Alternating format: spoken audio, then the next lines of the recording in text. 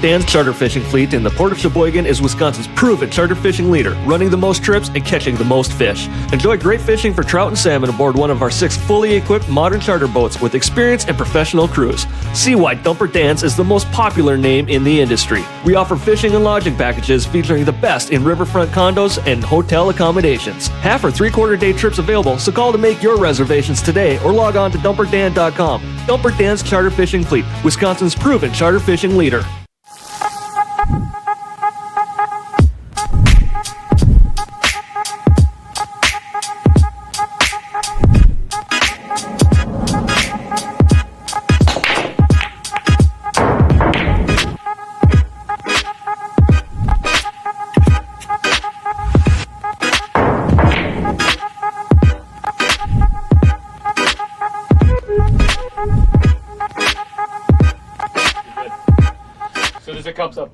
Well, today on Midwest Outdoors Television, we're bringing you the fishing report. Oh, hang on, Dale. I'm sorry. Wrong venue, wrong place, wrong sport. But I talked to Dale about the beautiful 70-degree day today. Sunny, nice out here, spring season.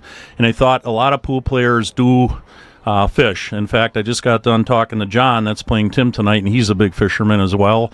And I thought I'd give you just a quick report. I was on radio this morning with a fishing report back at home in Sheboygan. But anyways, the Dumper Dan fishing report here for Lake Michigan and Lake Winnebago is good right now. Coho salmon just arrived in Port Washington the last couple of days. Limits of cohos out of Port Washington, which means for Sheboygan, it's only a few days away, and then fish will be heading northbound. They migrate from the south end of the lake from Chicago all the way through Sheboygan up to Door County here in the spring season. So good coho fishing out of Racine, Kenosha, Milwaukee right now. Port Washington, Sheboygan will be next. So stay tuned on that on our Facebook page. Also Lake Winnebago, good walleye fishing in the river and white bass pulling flies. And then the troll bite is just starting on Lake Winnebago too on crankbaits out of Oshkosh and Fond du Lac and the East Shore Lake Winnebago. So that's your fishing report tonight at the pool tournament at the Varsity Club Outer Points. Hey, you get it all here, right, Dale? I'll tell you. Come on, does it not get any better than that? Yeah, right. Doesn't that fire you up a little bit? One of my sponsors here, given the fishing report for Winnebago and Michigan, I mean, what pool players don't like to fish, you know? Yep. I mean, it's fantastic. Yep. You get Outer Points Productions, you get more than just pool. Absolutely. That's all I'm saying. So absolutely. Thank you, Dan, for that. That was a great start to tonight's stream. Welcome, everybody. This is Dale Little Cheddar Lorenz. You already met that guy. Dumper Dan. We are the let's bifocal duo here. Yeah, right. Round 2. Match number 3. Holy cow. Have we got a barn burner for everybody tonight. I am Tim excited. Stockinger and John Sondelski. So thank you, everybody, for tuning in. Glad you are here. You already know the drill. I'm going to go out and get the players to lag. And Dan is going to zoom in on the wheel as soon as we get that done. You bet. And let's get the party started. You bet. Well, good evening, everybody. We already have 30 watching, which is usually ahead of schedule for the start because everybody's just tuning in, and obviously people will join in later. But what an exciting night. Great to be back with Dale Lorenz, former pool player friend of mine on my team in tournaments many years ago, as you know, out of Sheboygan. And Timmy, him and I go way back, and all three of us do, actually. And John, what a great guy for Timmy to play here tonight. Just a class act. John lagging right now for the break. And it looks like, tight one, but Timmy Stockinger got it. So he won the leg, which obviously he's going to spin the wheel here right now. Just hit the button on that. See what game they play. Last time Tim played 8-ball. I'm not sure what John played last time, but doesn't make a difference because they're playing 8-ball tonight. Nice. So here we go. 8-ball match. Varsity Club Oshkosh. Margaret was just here. She just left. It was nice to see her again. And this will be a good one. Place is busy tonight, so enjoy it.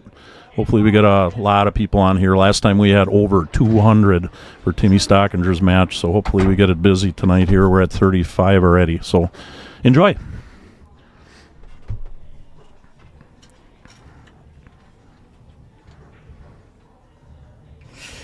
Well, apparently I got lucky and set up the scoreboard. I don't even have to change anything, Dan. Perfect. We're already at a race to 11. We're playing 8-ball again. Love it. Dan, what have we got going on over there in the holy chat? Yeah. Yikes. Yep. Yeah, and it's early. It's 7:05. Welcome, everybody. Happy Wednesday night. Thanks for being here. And the break. How do you predict a match that is 1 point difference in Fargo? They've both played. I mean, John played fantastic coming back. He was down a little bit in his match. Not nearly as much as Tim Stockinger was down against Terrence Beck. What the heck was it? At one point, it was 6-2 or 7-2 or something like that. 7-2. Yeah, and then Tim came roaring back. So both these guys, when they left here, were at the top of their game last week. And Timmy's been practicing a lot lately. Practiced last night.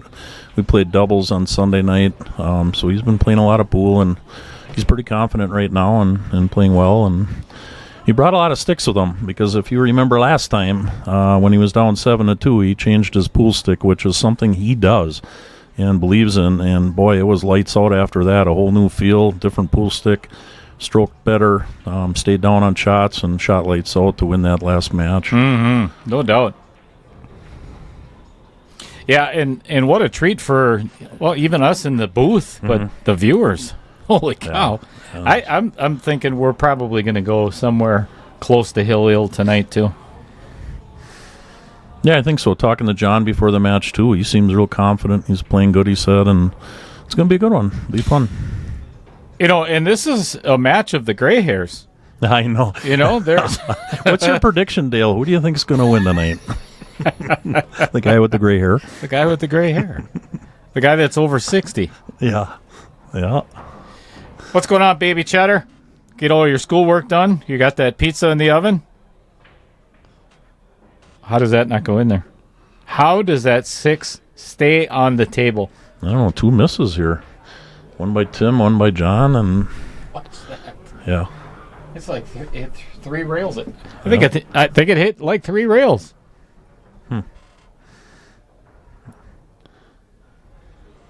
It didn't go in. You see that? Oh, wow. It caught. I didn't even know these tables had 3 outer points. Yeah, right? Fred Renner, what's going on? Like, shared? So my, what? Shared? What do you mean? What does that mean? Are you talking like...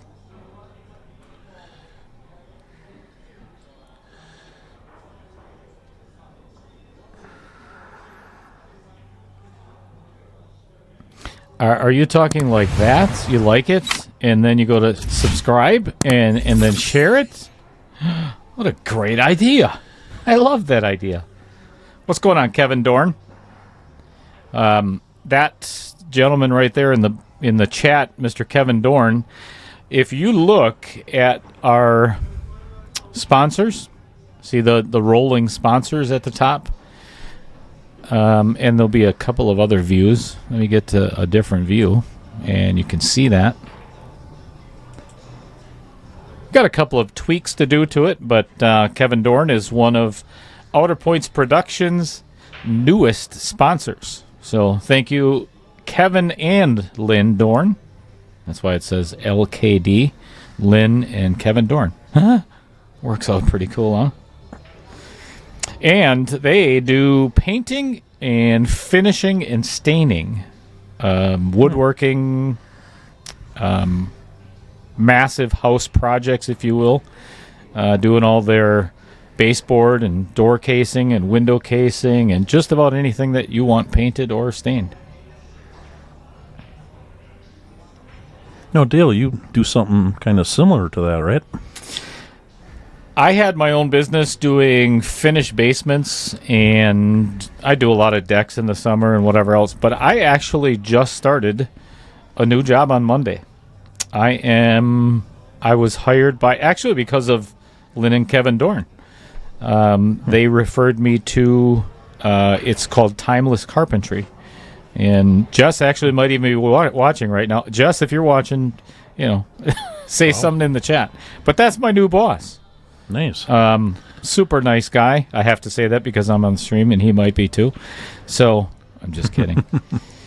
No, it's been, I've never had to work so hard. Mm-hmm. When I was self-employed, I do whatever the hell I want. Now I got to actually work, Dan. There you go. For how long are you going to do that, Dale? That's the question. Tim and I talk about it all the time. We're talking about it with John. I asked John, how do you like retirement? He's been retired for about 5 years now, and he goes, I love it. It's great. I'd like to retire. Right now, I'm just tired. Yeah, exactly. Just tired. I hear you. What's going on, Todd Holzer? Todd is tuning in from on the hill up in Mosinee. Well, he might not be there right now, but maybe he is. Actually, so Todd is going to be holding a qualifier this Saturday, if I'm not mistaken. Am I right, correct, Todd? So if you want to play in KO 3.0, he is holding a satellite tournament this Saturday. And the winner, if he gets at least 8 players, and he's trying to get at least 12, the winner of that is Todd's actually paying for their entry into KO 3.0. That's pretty cool. Austin Treba says, what's up, Dumper? Yeah, Austin. How's it going, buddy? Trevor Simpson. Man, I can't even catch up with all these chats here. Todd Holzer. Todd Jewell, we'll see you tomorrow. Shooting a little pool at my place. Just had surgery on his back and slowly getting back into the game. I'm sure it's a little painful for Todd at this time, but he'll snap back into it. Hope you're recovering well, Todd. I'll tell you what, we could all go to Ishnala and we could next week. We could laugh a little bit. Yeah. That'll get you feeling good. Well, that's for sure. That and the old fashions. Yeah. What's going on, Sean Hanna?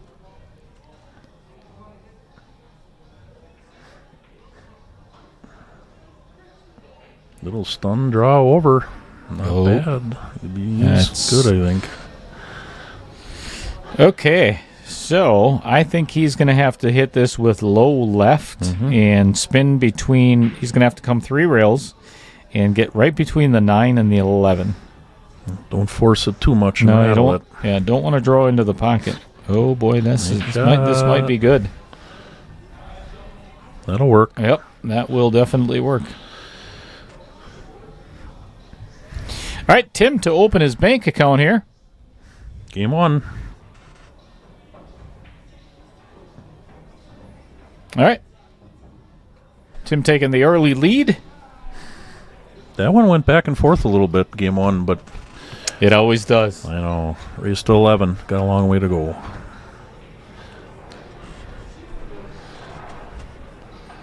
Oh, who is that Chris Green guy? Oh, that Chris Green. Nader Animator. Say hello to your sister, Baby Cheddar. What's going on, Nader? Yeah, no doubt, Sean. That was good shape on the 8. All right. Rack number 2.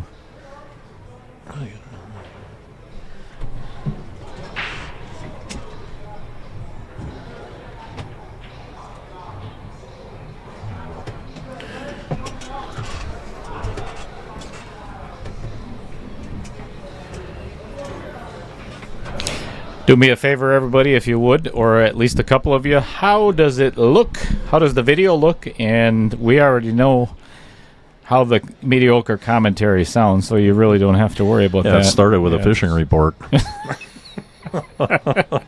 Best start to Outer Points Productions ever. Gets you thinking outdoors. So. But we're glad that you're indoors, right? You know what would be cool? If you do have the ability to, put a big screen TV in your boat, or, Yeah. if you're going to sit out on the shore of Lake Michigan or something out on the piers, just take a big screen TV out there, and you can watch Outer Points Productions while you're fishing. That would be fun. Do you remember, Dale, when we here's a question for all the people in the chat. We had a dinner down at my place, afternoon pool players, a couple of years ago. A lot of people showed up for a game dinner, and everybody talked about putting a pool table outside on the Fisherman's Boardwalk in Sheboygan. So what felt would you put on an outdoors table? AstroTurf. Yeah, right. And hit them hard. Yeah, they got a tape measure out. They were measuring the grass at my place, the lawn, the concrete. They wanted to put a pool table outside. That'd be pretty cool. Heck yeah. Notice Timmy got here hard cut. Actually, that's not a bad time to miss. No, right. And he didn't really leave John with 5 and 2 tied up, 3 ball. Yeah, but but over he's balls. jacked up over the 5. He could bank the 4, but that's jacked up over the 8. 6 does not pass the 1. This is tough. Todd Holzer just gave you a fishing report in central Wisconsin. Yeah, right. That's awesome. Yeah, right. No doubt. It's a good day for fishing. A beautiful day. Sunny, 70 everywhere. Yeah, the bass is the smallmouth are biting, huh?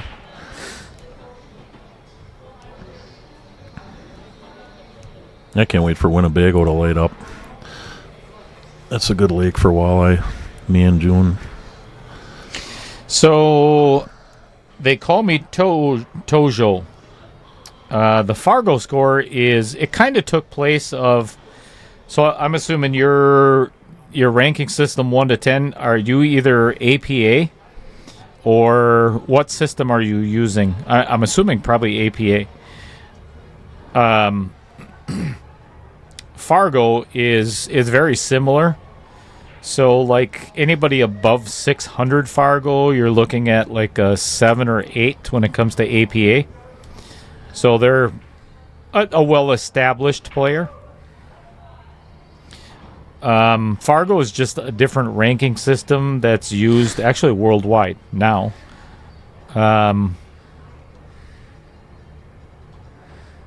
It took the place of having A, B, AA, Master,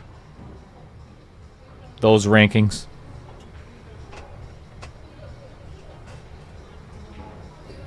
Maybe somebody else could explain it a little bit better. When did it start, Dale? Fargo? Yeah. It's probably been 8-10 years ago already. That's about right, because I left pool for 13 years, and then I came back 5 years ago, and I couldn't get in any tournaments at first because I had no games established. It took a while to even shoot a tournament, so... Yeah, and that's the big thing, too, here at Varsity Club, and I think they do that at Mad Apple and Sussex and everything else. If you don't have at least 200 games in Fargo, they won't allow you to play. So they call me Tojo. That is... It's kind of taken away from... And some people still do it, but it's at least lessened the amount of sandbagging that goes on. And I don't care what city, what state you're in, or what country you're in, there's going to be sandbaggers, no matter what. I mean, there's always going to be people that are going to try to cheat the system, blah, blah, blah, blah, blah. This is, in my opinion anyway, it's a really good way to put a stop to at least some of it.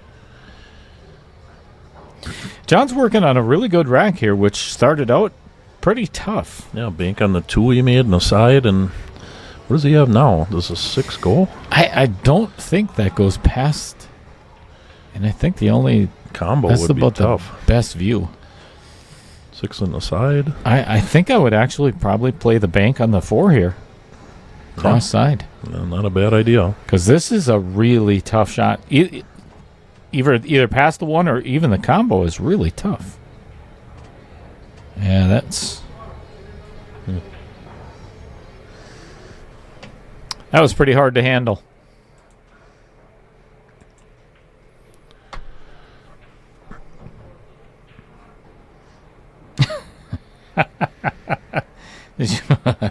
Okay, now there's trouble brewing in the chat already tonight, and of course it's my daughter.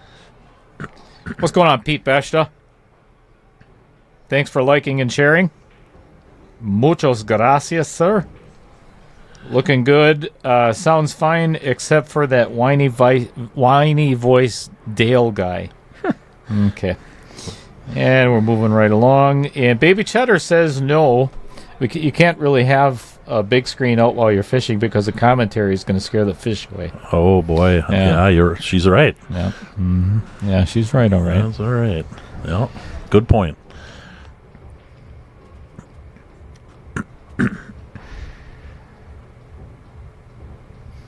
Nader Animator asked the questions. I wonder if you could play pool with a swimming pool and floating balls. I don't think they go in the pocket very well. That'd be a challenge. All right, 2-0 in favor of Tim Stockinger. Sure, that makes the fans back in Sheboygan quite happy. Mm-hmm. I'm sure plenty from Sheboygan will be on here. I just we pulled in. I was talking to Hua. He said he would be on here. He leaves for Louisiana tomorrow down by Billy Dupree for a tournament down there. Holy crap. Yeah. He's going all the way to Louisiana, shoot pool. Mm-hmm. Good for him. Mike Niver's going. KP's going. What's going on in Louisiana and where? I wish I was going, but I was invited, but I can't get away that long. But big tournament down there, and then I think they do a little fishing, too. What tournament is it? I'm not sure, to be honest. You know what part of Louisiana? I do not.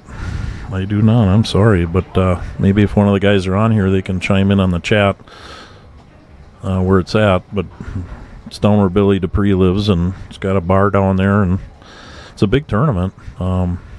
They did it last year, too. Nice. That sounds like a fun tournament. Yeah, I mean, it's a tournament, and then they do all sorts of other things, but are down there for quite some time, but I think 5 days to a week. But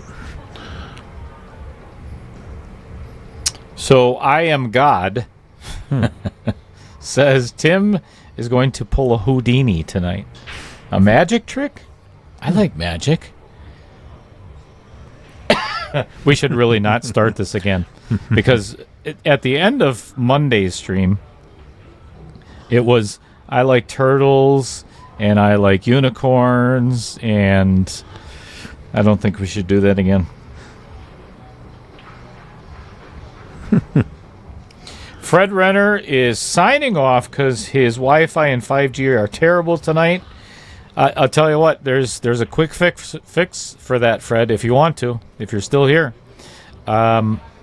Shut it down, reset it, and start it back up again. I guarantee it. It is past your bedtime, though. It's not even 7:30. It's almost 7:30 already. Don't they shut things down at the senior center at 6:30 already? right after bingo. And right after bingo and applesauce. Yeah, pudding cups.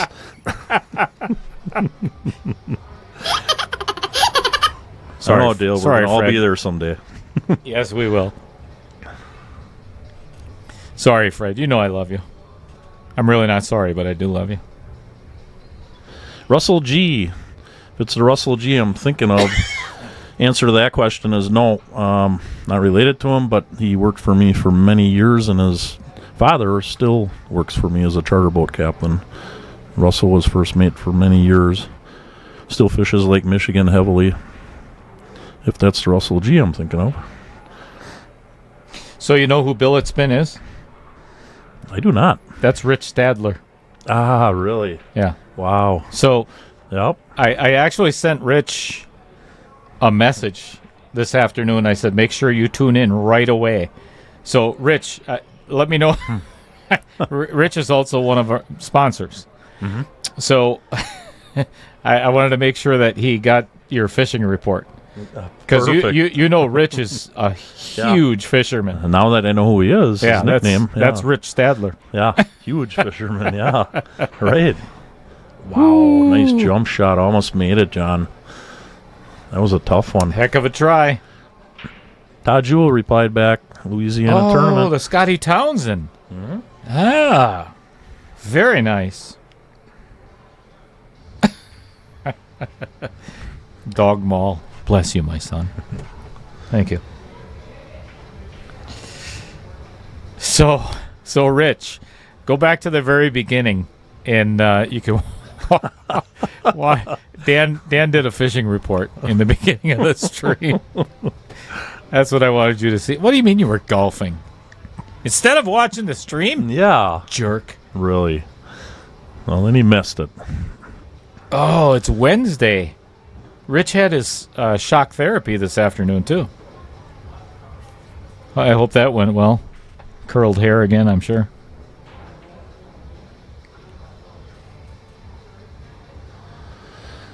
Well, this is going to be tricky for Tim. Can you put enough insight on that 11 to get on the 9 or 15? You almost have to. Yeah, this is a pretty steep angle here. Yeah, he did. Ooh, a lot of spin. A lot. Spin. And missed it. Ooh, nice try. That was a heck of a shot. Good leave. 14 ball. Todd Holzer just made you an offer. I see that. Yes, I would be in for that. That way I don't have to drag my 20-foot Robalo over, and I can go fishing with you. That would be perfect. Come out with us someday, salmon fishing. Give me a call. Shoot me a text. Let's see what John does here. He's got it. What's going on, Roger Pregler? Yeah, he's got to. I think he's got to hit this super thin and break that out of there. Yeah, and as close as those two balls were together, and it's as close to the rail, that was a tough shot.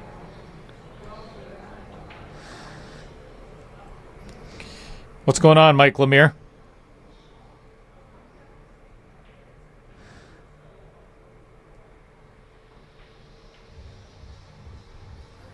So tomorrow night, folks, we have the last match of round 2.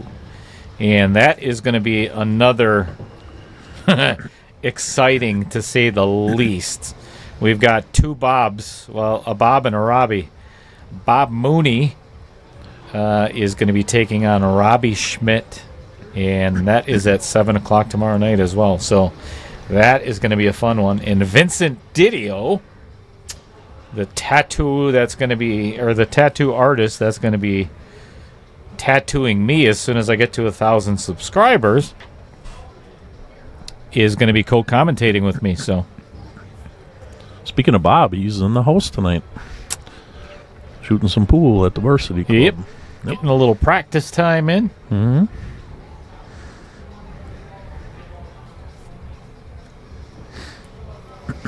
So, Rich Stadler said he knows a lot of fishermen and always heard good things about you and your charters. Is he talking about somebody else? No, I don't think so. What? But he missed my fishing report. No, he said he went back and watched it. Yeah, he did. See, Dale, he likes me, unlike you. Dale always picks on me. I pick on everybody. That's true. That is true. I'll tell you what, it's 57 years of it. I am not going to change now, I promise you. It's just not going to happen. Nope. Well, I think John has a pretty decent angle here to maybe fly into this 4-ball with some purpose to it. Because he's going to have to hit this thing hard to get it out of there and get some kind of shot. That's what I was thinking. Bank. No, banker. I like the double roll. The 4 into the 11, but he didn't roll it far enough for that. Yeah, that's. So I just like, that's one of my shots I really like, but he's going for the. No, he is at that angle. I think he hit it a little short. Oh, you want to be straighter on that. I don't foresee this going in that pocket. This is hard. I would play the bank from the position he is now. Right, exactly. I don't think he can, as steep as this is on the 4, I don't think he can get enough momentum on this 4 ball to even follow it in. He's got to hit it right in the center of that 11.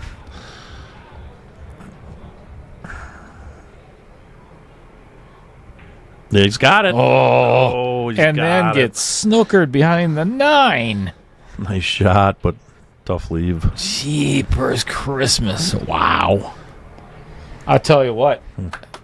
That was a hell of a shot. Yeah. That was a really good shot. That's the shot I like too, but he had a hard angle.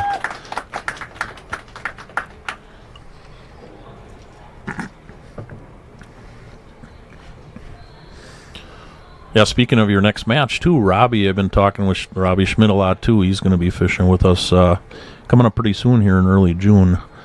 He does a ton of fishing too. Mm-hmm. Yeah, a lot of fishing and hunting. He's a big game hunter too. Yeah, he's got some good connections for some big white-tailed deer.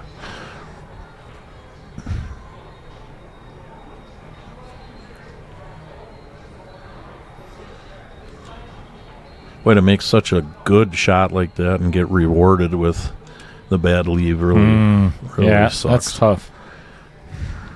Baby Cheddar says he even picks on his family. That is 100% correct. Right. Yes. So who picks on who more, Dale? You or your wife to each other? Baby Cheddar picks on me more than anything. Really? Yeah, and then Nader Animator picks on Baby Cheddar. And then Mrs. Cheddar picks on all of us more than anybody.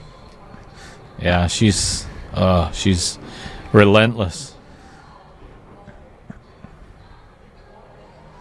The kids are probably going to say different, but can you really believe the kids? A nice jump shot, but yeah, it didn't leave Tim with the easiest of shots here. Gonna have to play the 15. Come twice across. See, Nader Animator said it's a cycle. We just go back and forth. Even the dogs pick on us. all right.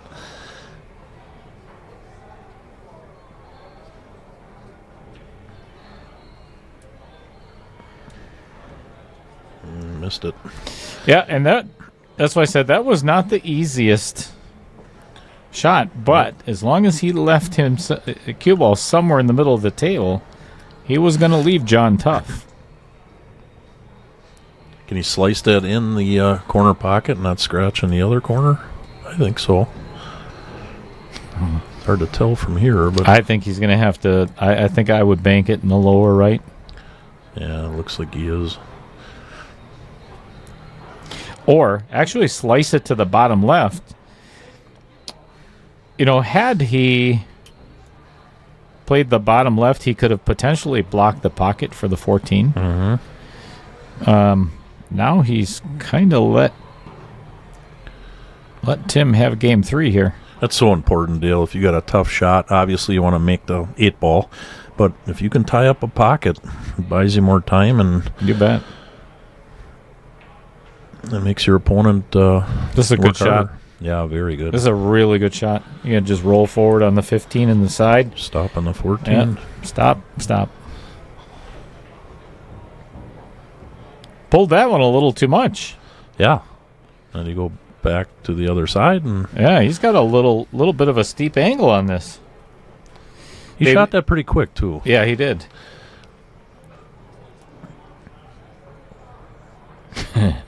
Baby Cheddar says that's all true, except Mom doesn't pick on anyone but Dad. Yeah, all right, that's fair. That's fair. All right, Tim Stockinger for a potential 3-0 lead.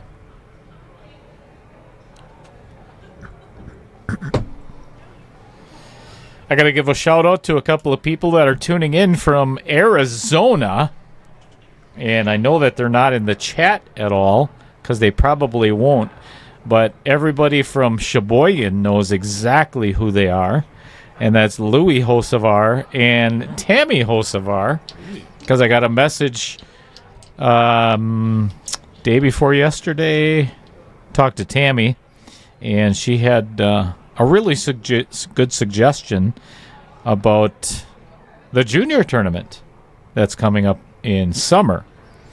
And she said, why don't you get a hold of Savannah Easton, the Roadrunner, see if she'll make it an appearance for the juniors. How cool would that be?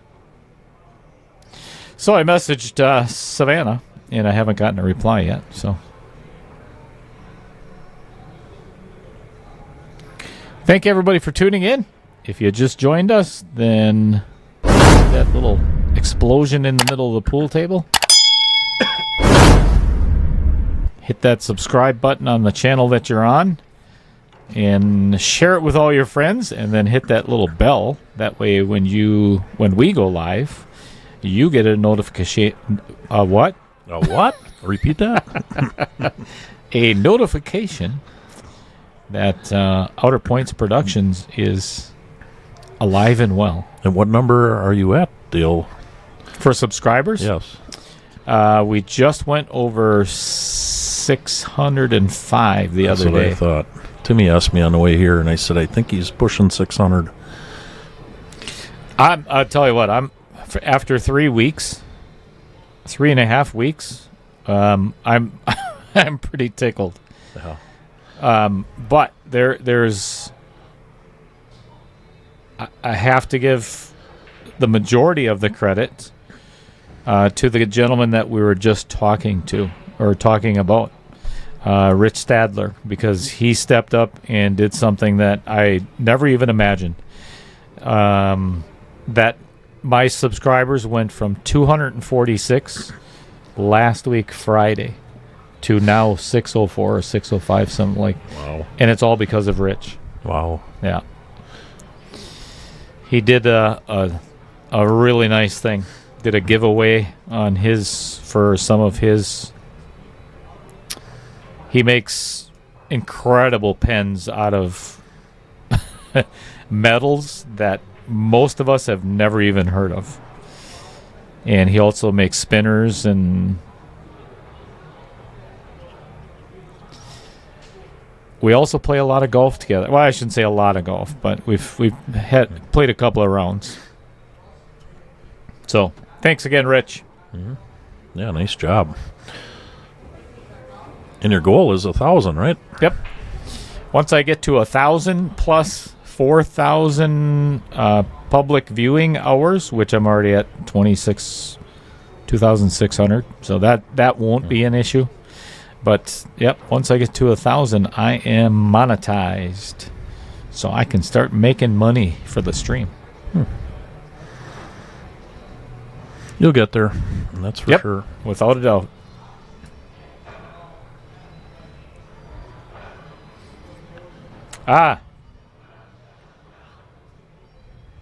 Thanks, Todd. Yeah, and Savannah it was so much fun when we were down in Villa Rica, Georgia for Monica Webb's Battle of the Juniors last year. It was so fun just hanging out with all the kids, and Savannah was one of them. You'd never see better sportsmanship in the game than watching a bunch of juniors.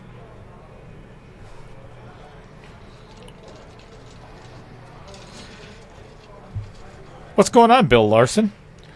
Are you working on your stance again this evening, or what part of your game are you working on tonight? He says, Tim looks a little settled in tonight. He is starting out pretty strong. If you remember, Dan, even in... Oh, nice, look at that shot. Wow.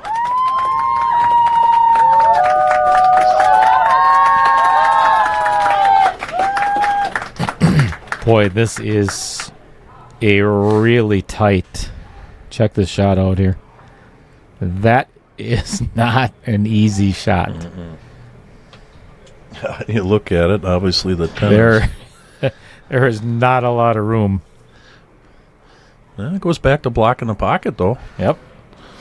Bill Sorensen, a fellow Jacoby representative, obviously here watching Mr. Sondelski. What's going on, Bill? What's new?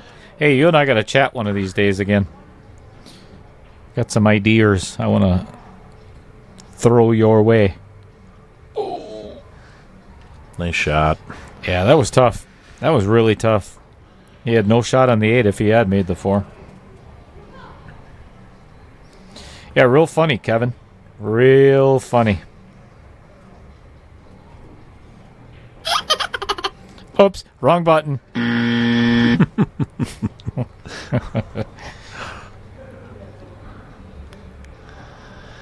Well, how do we get on that 10 ball? That's the big thing. Or honestly, I'd leave the 15 where it is. I think I'd play the 11 first and leave that 15 to play off of the rail, off the 4, and kick it out of there. Yeah, you could play the 14 first too, which is what he's doing. So now I'm going to play the 9 off the rail, off the 4. Kick that 4 out of there right now. Oh. Thanks, Todd. Damn it. Do it again. I'll start pushing the buttons. Sorry, everybody. It's stuck on the wrong screen. That's Nice a great shot. That's a really good shot.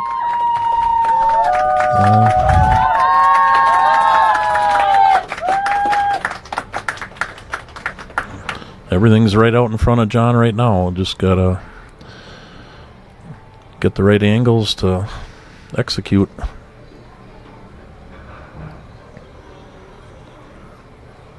I like this 15 next. I mean, it's not a hard position where it's at, but I think it's probably the most. Well, actually, I like the 13. 13, 15 is probably the best order. 13, 15, 11, 10, 8. Could save the 15 for last, too. That too.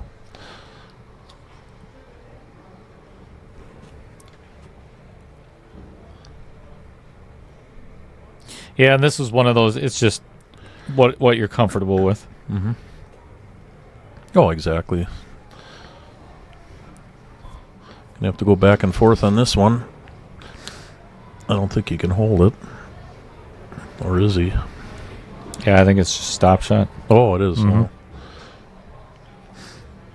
Yep, probably going to play the 8 ball in the lower middle pocket.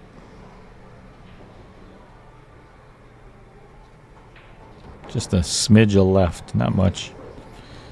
Side Don't pocket. overhit it. Yeah, lower middle. Ooh. Yeesh. May have to dig into this cue ball a little bit. He's going to have to, yeah. Otherwise, that's got the tangent line right for a scratch.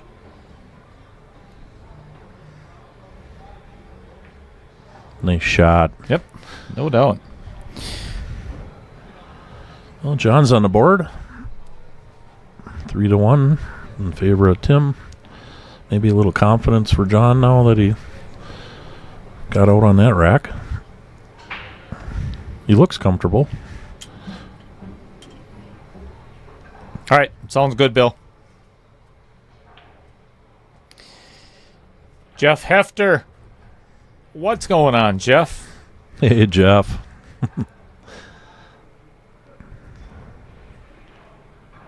You know what? As long as John is racking, let me put this up here real quick, and we'll go over it a little bit later too. But if you look down at the very bottom, and you see, let's see, it'd be the 4th line from the bottom. It says Jeff and Maggie Hefter.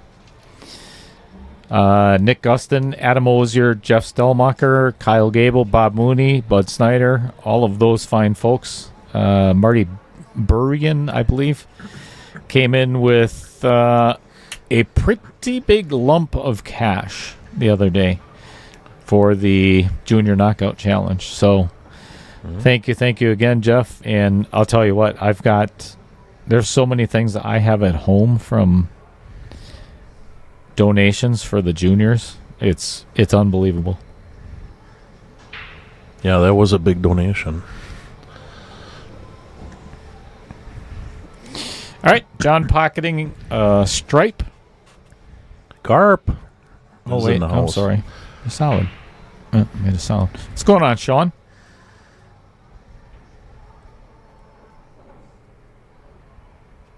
Bill said he's Bill said he's working on foot and shoulder alignment. Excellent. Well done. Did you notice the little emoji down at the bottom there, Dan? What's that? Oh, yeah. Of Bill Larson's? Yep. Yeah. Yep. Oh, yeah. I see that. The wheelchair? Yep. Wheelchair. Right? Ah, Bill. Yeah. Don't ever change, man.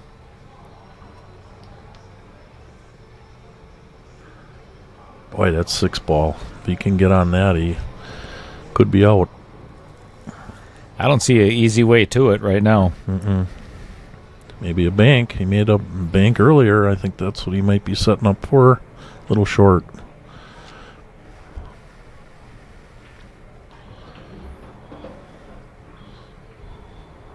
There's a couple shots now John hit just a little short.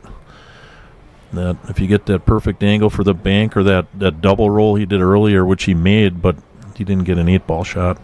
He had a jump. Just a little better angle, a little more roll. I'll tell you what, I was talking to John before the match here, and Tim Stockinger and I played John and Larry in Wausau Scotch doubles last year, state. And, Larry. He didn't tell me his last name. Larry, he said, though. Wow, what a great shot. Great shot. And we battled back and forth. It was a great match to play them two in Wausau.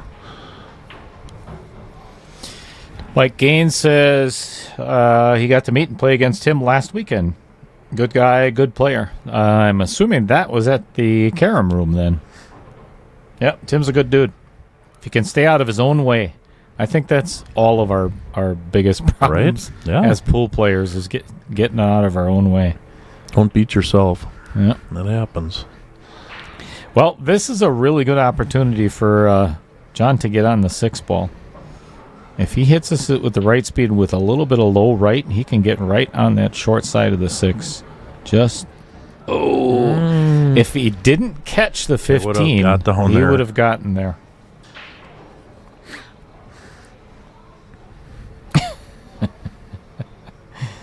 Oh, my God, Bill. Trevor, nice, Bill. Have you tried putting a tape on the floor so your foot is on the line every time?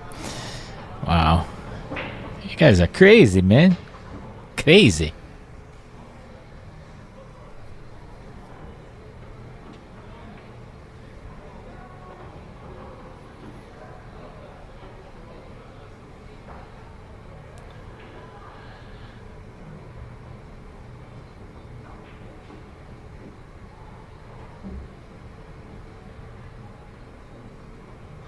I don't know, Dale, if Tim gets back up to the table, which he might, does that 12 ball? He's got some trouble. No. Yeah, he's going to have to break that up. Neither one of those go anywhere. The only shot he'd have is a bank on the 11. And that's no picnic. I'll tell you what, this is no picnic for John either. No. He's going to have to maybe pull this a little bit with low right, go right between the 8 and the 9. And try to get back down for the 6. Honestly, I think that's the only path to the 6-ball, though. He can't shoot the 4 next. I mean, if he shot the 4 right now, he'd have no angle to get from the 7 to the 6. This is tough action. You know, I kind of like what you were saying earlier, though, Dan. If he played...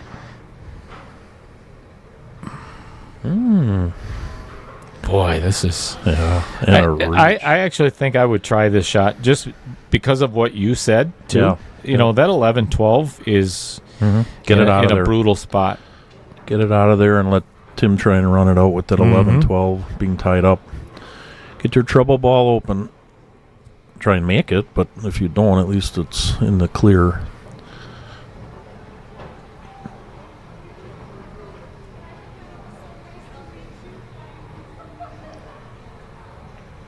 No, close, but... Ooh. Yeah, that was tough. Oh, Andy. 11-12 combo. I don't know if he set it up or not. Boy, you look at it from the long view, it doesn't look like it goes. No. But if he went down to this side and played the 12-11 combo, that's a different story. either way, they don't line up perfectly, but This is a big game for John. I mean, I know it's early in the match, race to 11, but boy, if he could get this game, it would tighten things up a little bit. Right.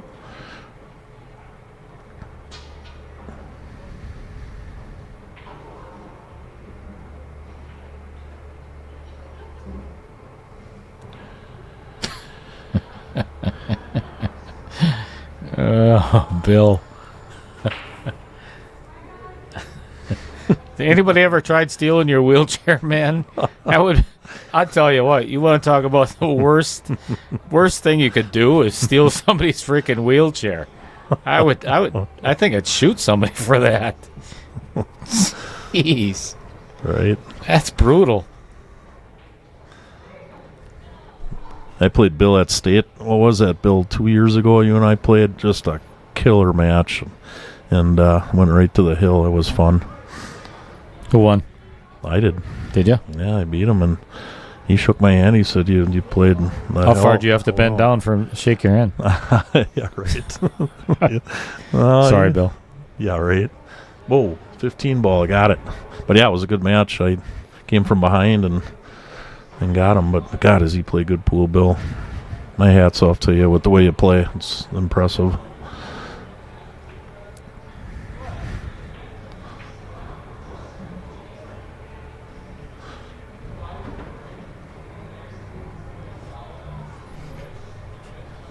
Avenue Auto, thanks for tuning in. What's new and exciting your side of town? Well, we're almost on the same side of town, aren't we? Well, we're in Oshkosh together. But thanks, much appreciated. So Justin Ellingson asked the question: has anybody used a Rhino carbon shaft? And I think those are the sponsored queue of. What is that? Oh my gosh, what is that young man's name? Somebody help me out in the chat. He's from, I think, is it Iowa? No, it's not Iowa either. Rhino, come on. That was hung over. Nice, Bill.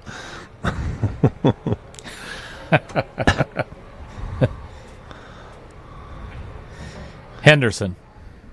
Sam Henderson, right? Yeah, Sam Henderson is... he plays Rhino shafts. He advertises for them all the time. I've not tried one.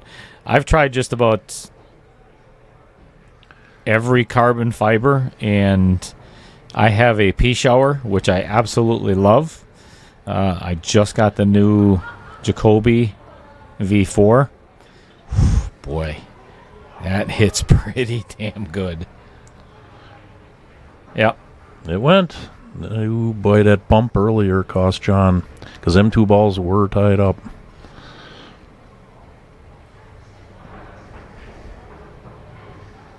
Oh, I didn't even notice. I mean, you got Bob Mooney in the house and Hitman Holden. He's got his earbuds in. You think he's listening? Table 21.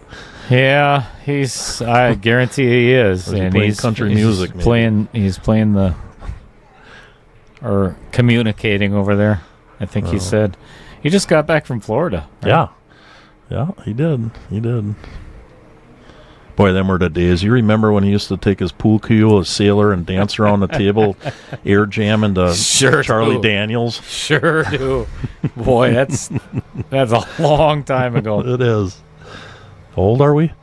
Yep, that old. Yep. 100. Mm-hmm. No doubt. Yes, you are correct. That's right. Mike. Sponsored by Q-Tech. Yeah. See, he just... Yeah. Al just waved. Oh, he did. He is listening, Hitman. That's a good shot by Tim. It was. On the rail. The only way he was going to get shape on that 8, otherwise he was going to run into it. All right. Wow. 4-1 in favor of Tim. And Sando decided to take a little walk up to the bar. Holding over there, jamming on the pool cue here. That. All right, this is a really good opportunity for me to go over some really important people. And to make sure that we get through the list, or if we don't, I'm going to start from the bottom this time.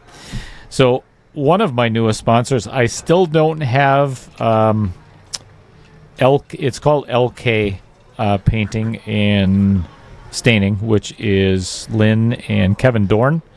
So that one will be added as soon as I fix their new logo. Above that is Brett Tovar, which is the construction company from Oshkosh here, Tovar Construction. Of course, Brent Lucas, Mid-State Amusement Games. Bobby Joe Coons, which is from the Waupun area, and that is the wife of Andy Coons, and I'll get to Andy in just a second, but Bobby Joe owns Home Sweet Home Realty in Waupun. So if you're looking for either buy, sell, rent, whatever, contact Bobby Joe. And she does have the phone number that is listed at the bottom of her logo. You just have to zoom in or pause it and then zoom in, or however you'd like to do it. Anyway, over 10,000 members. Congratulations again to Andy Coons for Wisconsin Pool Players Society. And we were talking about the guy right above that. That is Rich and Sue Stadler of Billet Spin here in Oshkosh. I'm telling you, Rich, we really got to get out there and play some golf before summer gets way too busy. Or get out on the boat with Dumper Dan. We could both do that, too. That'd be fun. Absolutely.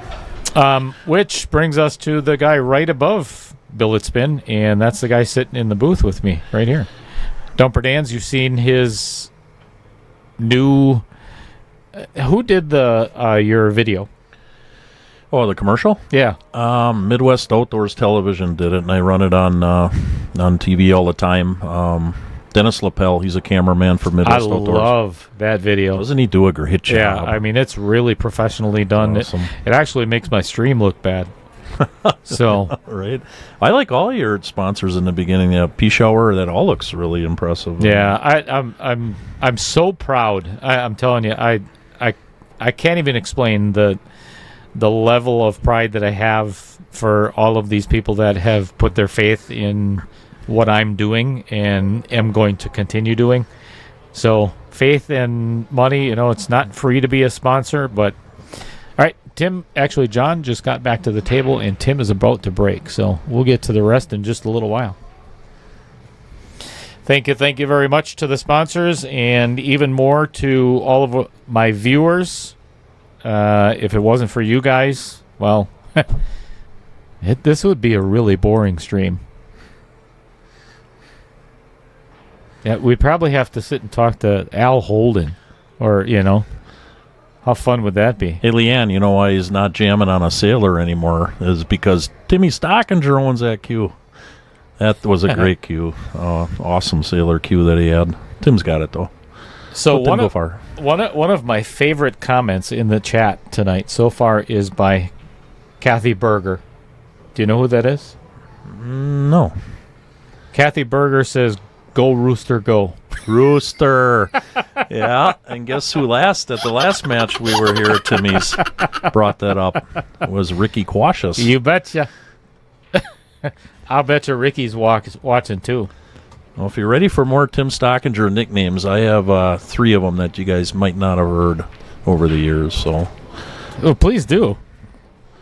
I'm sure I got I know. Oh, yeah. We made the 11. Phew, I don't know how that fell in. What does he got now? Keith Nachetsky. I have one for the musical. Oh, is that what you're talking? Rhino Carbon Chef, that is. Really good for the money. And I did notice that, too. Excuse me, on Facebook. The Rhino shafts they're pretty inexpensive. They're not like some of the others. Really good save by Tim. It is, but does that 2-ball go? No. I can't tell from my chair. It does not. What's going on, Keith Cross? How are things going up north?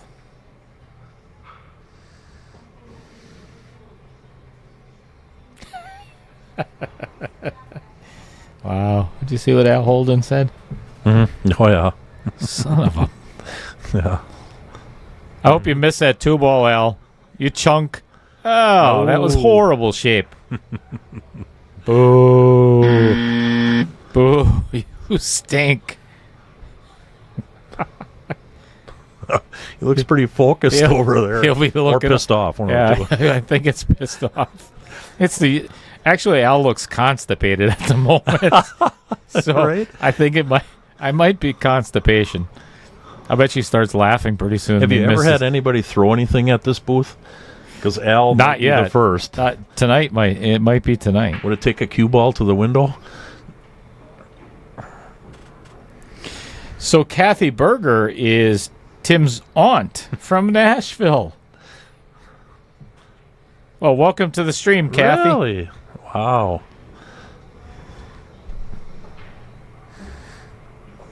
Had I known you lived in Nashville, I mean, Tim never mentioned that. I lived in Nashville for 8 years. He didn't say he had an aunt down there. I would have. Al's wetting himself over there. You got a camera over that way? I do, actually. You know what? Let's. Oh, yeah. Play some Devil Went Down to Georgia, Al. Really see him dance. I'll tell you what. We're going to. John's actually walking around the table, kind of checking out what he's going to do next. Yeah. So we're going to. Well, if I can find the damn. You have There too we many go. of them. There's Al. There he is. The hitman Holden. Hey, you can still see John. You can still see him shooting there. Yeah, you can see the whole place. What a view. Wow. Not of Al. That's no. That's not a good view at all. This is what? That's horrible.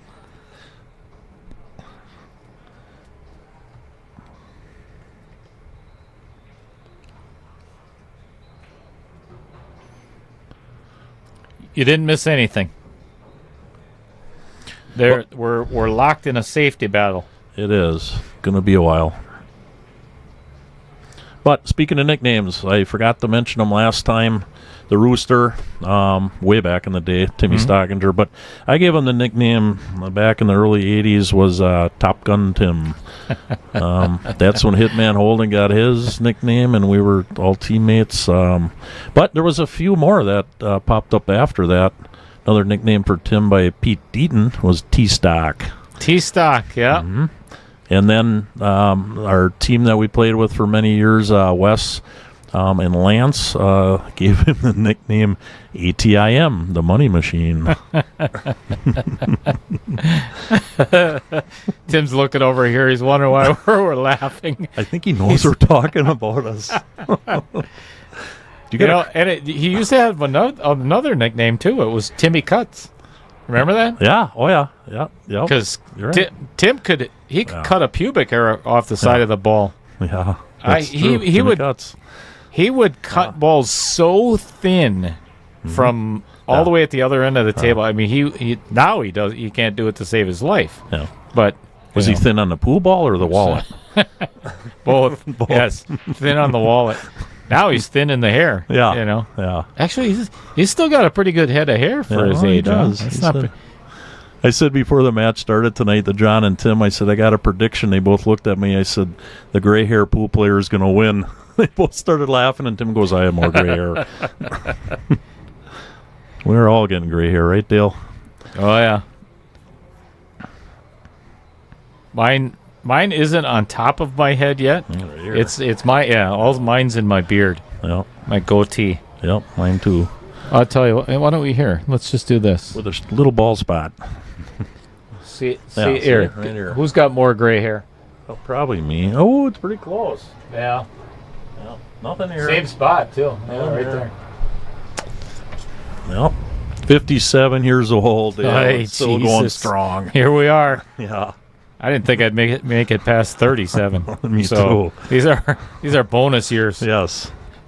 We need to retire. Shoot more pool. Chris Mendenhall says, Tim, your cousin is watching and rooting for you too. Sean Carpenter, what's $199? What's $199? Oh. What does that mean, Dan? Don't know. Ooh, Carp. Refresh my memory. $199. There goes the YouTube. Yeah, right down the toilet again.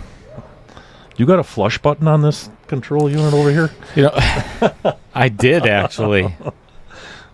I had one down at Sussex, and I don't have one on this one.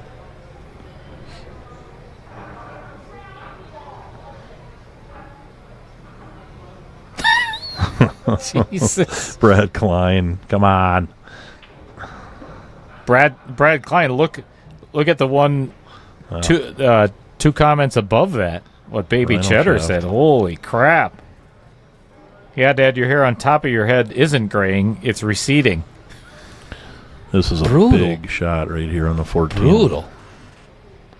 Got it. Stop it. Yep, no chance for a scratch. It's going to run into the 4 ball. Or even if it avoids the 4, it's not going to go anywhere. I'll probably nick the 7. Nice out. All right, that is 5-1 in favor of Tim. Tim is almost halfway there, and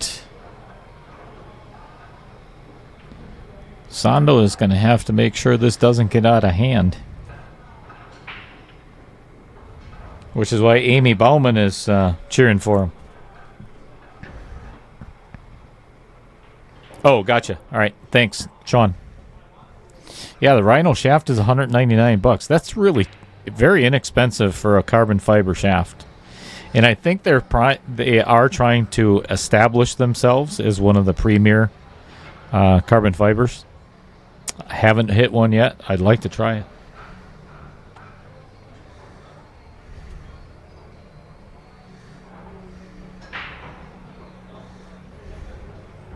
What in God's name is going on? Why don't you tell us? Dog Mall. You know who that is, right? No, all these nicknames. I'm not. Spell it backwards. Ah, okay. I am God. Yeah. That's what he said the other night. I am God. Yep. And then Baby Cheddar said, and all the people said amen. There you go.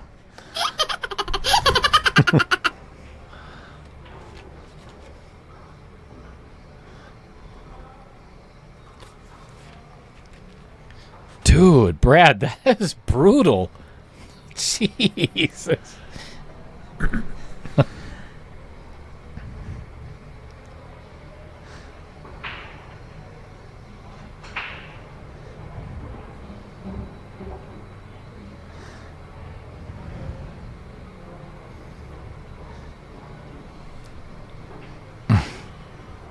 Yeah.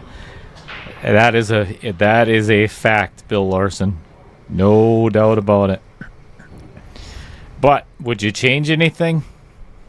Would you change anything about your life, Dan? No. I don't think I would either. I'd like to have more money, but No. that comes and goes. We all do. As long as we keep working, we got some. That's a fact. I've got everything I need. I'll tell you another one, Dale, is my wife and I talk about that once in a while. Would you ever want to start over with everything? And my answer is no. I'm comfortable where I'm at. We all are. I Yep. mean, imagine starting over. I mean, from school to everything. Not knowing what tomorrow's going to bring or the future, you know. Yep, agreed.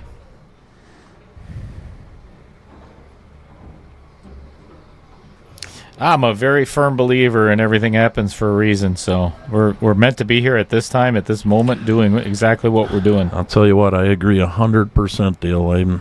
If it's meant to be, it's meant to be, and that's the way I live my life. Been pretty fortunate. Sometimes you make your own fortune, Yeah. you know, Make but mistakes. yeah, I'll tell you, Tim is feeling really comfortable in this match right now.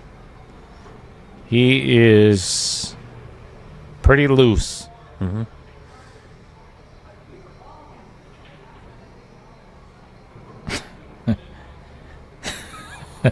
Okay, that's... But if I was taller, you really couldn't call me Little Cheddar anymore, you know? And as far as I know, there's only one. Thank God. Hey, Dale, when do you play, I'm sure it's coming up soon, but John's interview?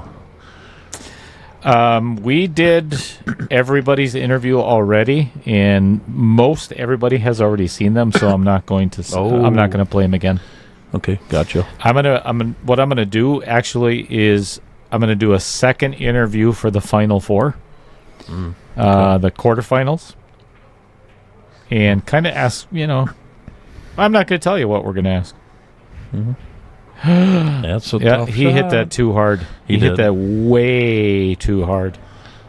That should have been pocket speed. He likes sitting, and he jumped out of it firm. He always likes sitting, the 8-ball firm, but he did jump out of it too. Yep. Yeah, there's no reason to hit it that hard on a diamond table. You can get away with that on a valley table, but not here. This table will jump up and bite you every time. What a huge opportunity for Sondo. Oh, big time. Big time. Yeah, the reason I bring up John's interview, Dale, is on the way here, Tim played it on his phone, and I got to listen to John's. I didn't hear it last time, but on the way here, I listened to it. And he asked him a question, and I was waiting for the answer. He didn't answer it, but we kind of talked about this, and the question was, he quit pool for quite a while and shot a lot of pool before he quit, and then he came back, and you asked him, you feel that you're playing better now or before you quit pool for a while? And he didn't answer that question, but Tim and I talked about that half the way to Oshkosh here, driving here, and him and I both felt we shoot better pool now in the mental game. I think when we were younger kids and the mentality wasn't quite there, and now I think we think the game more. We watch what we do. We focus more. We're well into the rack of where we're going, and I think that's where a lot of us are that are been doing it a while, and the mental game is just more there than back when we were younger, I think. Yep, I agree with that. 100%. Looks like John is having some issues with the light. I see that. What is that? He's got a reflection off of his glasses. Ooh. Or if it's too bright, or... Damn, missed it. He's bummed. Man. Might be the glasses.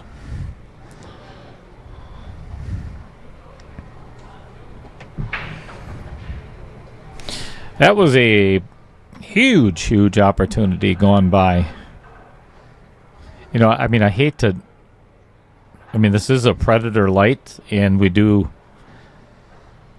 For the stream, it is... it's a smidge brighter, but it's really not... it lights up the table perfectly.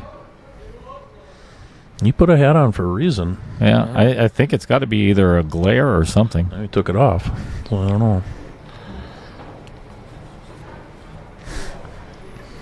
Well, thank you, Al Holden.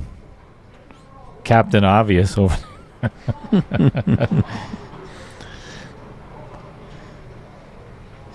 So, John Klein, thanks for being hilarious. Funny story behind that. When I was still at Mad Apple, Andy... I can't think of Andy's last name right now. Crap. Sorry, Andy, if you're listening. But Andy made me a step stool and put little cheddar on the side of it. So here's the funny story. When I started playing pool, I was 9 or 10, and I was in my parents' basement. And I had to carry one of those plastic milk cartons or milk crates that you carried, or that the milkmen carried around. I had to use that to play pool. So I still have it.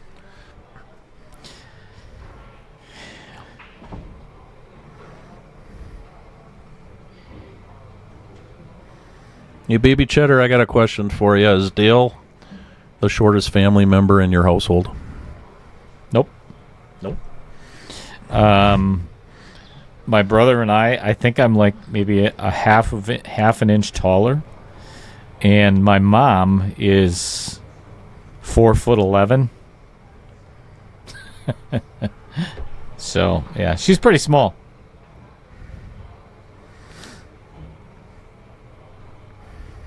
Austin Treba ask you a question. I did not see the new light. No. It's got a 9-footer? Yeah, Nice. he's got a 9-footer, nice diamond 9, and then a bunch of 7s, all diamonds. A couple in the basement and 5 upstairs. 7 total, but 1 9-footer.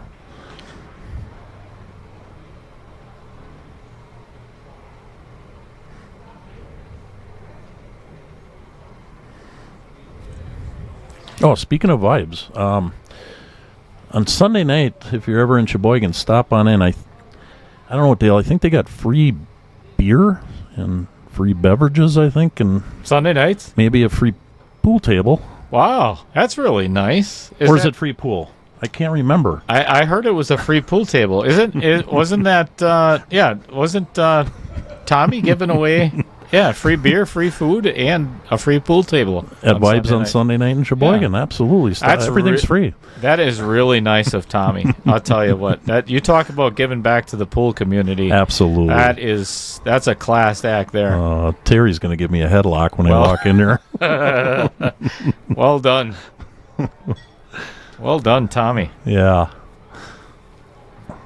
So, WMPS Wisconsin, that is the one and only Shelley Drake. If you have not seen her stream, go check it out. She is a little bit further north than we are here in Oshkosh. It's got some good streams out there. And she says John is definitely in need of a comeback. Yeah, it's starting to get out of hand here. Baby Cheddar is definitely the shortest in our family. I think we were talking about. Yeah. Mm-hmm. What's going on, Larry Dassel? Hey, again, my condolences, Larry, from your loss of Pepper. I'm sure that sucks because Dog cat? he lost his dog Pepper. Ouch. And we had to put our German Shepherd down last August, so I know the feeling. It's brutal. That's a big hurt.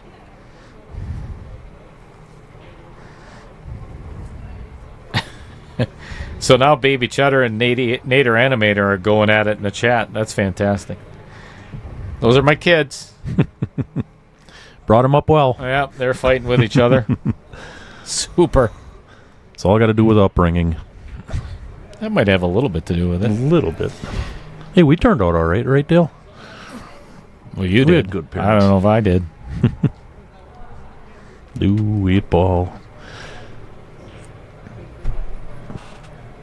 Not easy, but I think he's got it.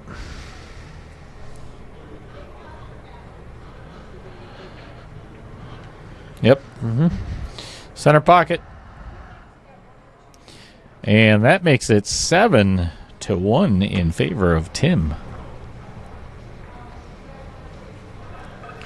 Well, this is Knockout Challenge 2.0. And if you've learned anything from these matches, especially last week, Monday, this is not over until the last game gets scored. Really? That's true. There's because Terrence was up quite a considerable bit, and Tim came roaring back last week. So, but Anything can happen. you no doubt about it, no doubt. Brad Klein asked, "Do I have a poop stool?" You know what? I'm not even going to give that the courtesy Wow. of answering that question. Mm-hmm. Do you mean to get onto the toilet? No, I don't have a poop stool. Mrs. Cheddar helps me. He does have a ladder up to the booth, though.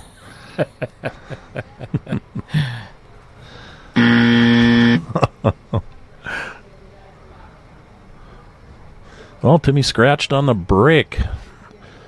So John's got ball in hand. Let's see what he chooses here. Actually, Brad, I have a big hole in the backyard. I poop with the dogs. Who cleans it up? Baby Cheddar. There you go. Every winter, it piles up and everything, and then come spring, right before they thaw out, all the little lumps in the yard, I give Baby Cheddar 25 cents per turd to pick them up. So Yours or the dog's?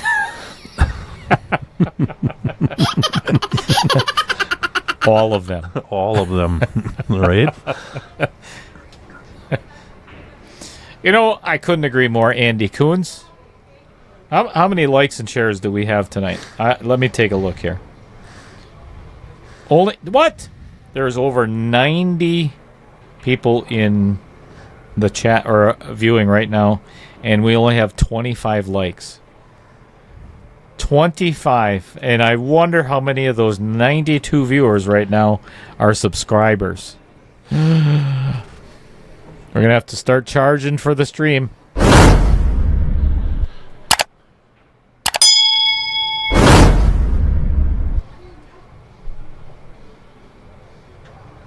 Hit that like button.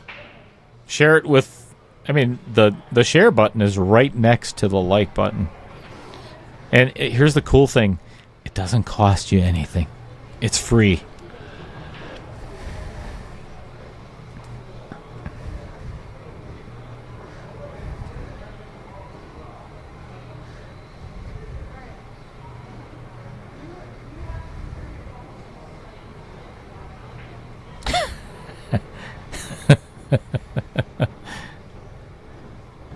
Mom pays Baby Cheddar more money just for putting up with me. I don't think that's true. Thanks, Todd Holzer.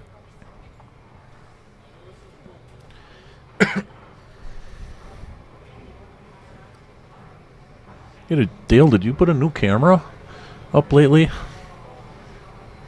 Facing the players at the... Right? I thought you said you mentioned... I actually did. Where would that be? Let me give you a... Something new, anyway. Yeah, we'll wait for John to shoot that shot. Yeah, this is the... Oh, yeah. Player's seat. There you go. It's the anti-shark cam. Anti-shark cam. Needed it a while ago. Very nice, though. Yeah, it's a good view. Tim's just kind of wandering around in his brain there. See, he's not doing a whole lot.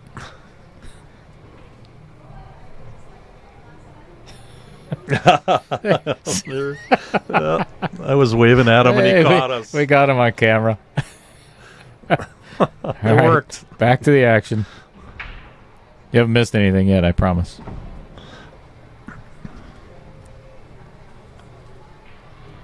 Nice shot. Stop shot.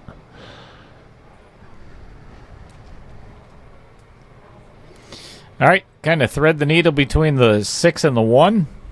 Play the 10 in the side next. 14, where? Yeah, that's going to be the issue because even after he plays the 10, I don't know what he's going to play next. Yes, you bump into that stuff. I don't.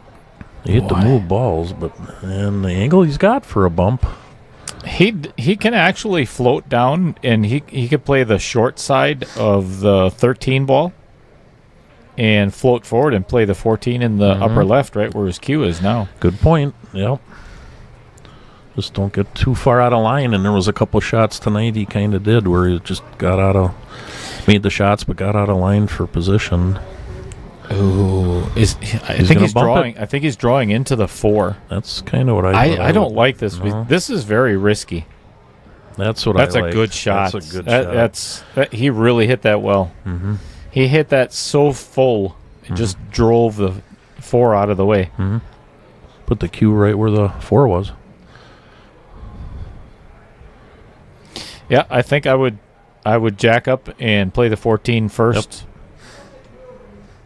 Because shape from the 13 to the 14 is not an easy task.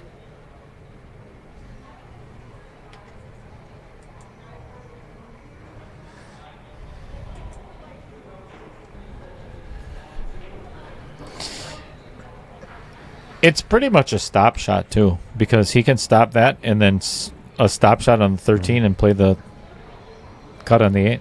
He doesn't have to get perfect.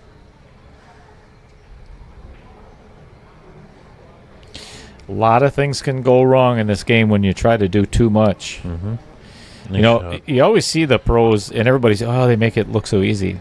That's because their shape is so precise. You know, they're not doing things that they don't have to do.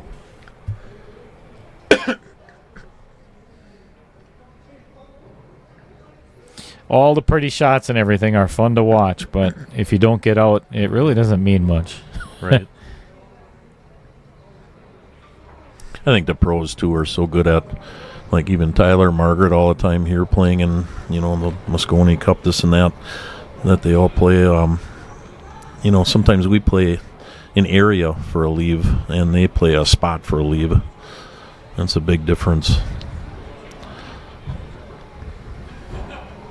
Indeed. Got to practice that more. It takes a lot of practice to get it just right where you want to be every time. Yeah, and they do it for a living. Yeah, right. I got a question to everybody in the chat, and answer or don't answer, but I've talked about this many times with a lot of pool players. How is it that one night you can go play pool and the pockets look super wide and big, like they're funnels, a sewer, and then the next night they look like you can't even make the ball? I mean, why is that? Yeah. Because we don't do it for a living. Yeah. We don't do it 8 hours, 10 hours a day. Good point. All right. John with his second win, and that was much needed at this point. So actually, Nader made a really good point in the chat as well. If you just press the share button and just copy the link. That's all you have to do. And put it on any other social media. It counts as a share. And it's really not hard. It's very simple. I don't know, Dale. Last week, score was the same the other way around. Could that happen? Oh boy, yeah, I know. 7-2. I'm not gonna. Nope. I'm just commentating. Right.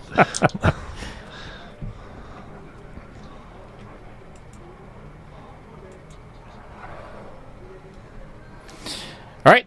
This is rack number 10.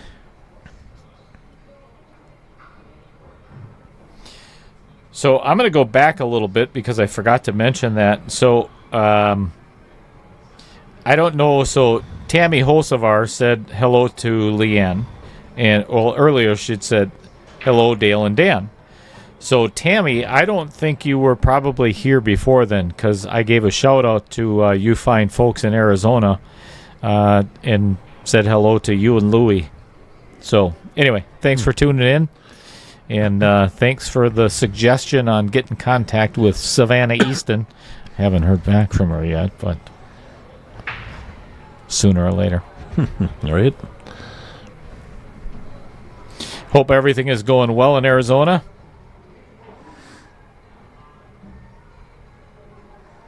Louis used to play, didn't he play at Sly's back in the day? Louis Hosevar, you betcha. Right. He sure did.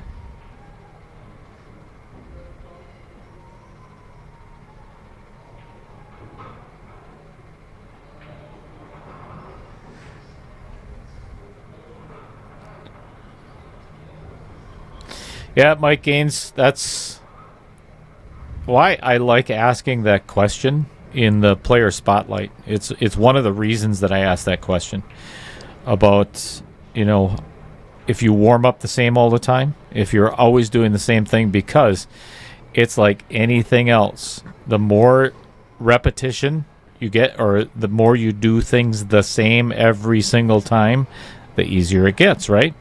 So that's why in golf or in a lot of other sports, pool as well, a pre-shot routine is imperative.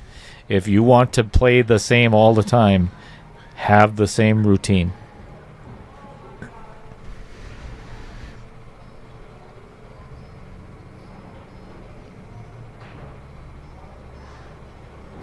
Todd, that would be fantastic if you could do that. I've messaged her a couple of times, and I mean she's got, I think, 25,000 followers, and I get it. Her career is pool as well, so it's hard to answer everybody's messages. But Yeah, if you could do that, I think it would be really cool. After meeting all of the juniors and everything last year down in Georgia, it would be great to have her come and make an appearance for the juniors here at Varsity Club in the summer. Nice shot, John. Wow. That was big. Mm-hmm. It's a good shot to get on that ball, too.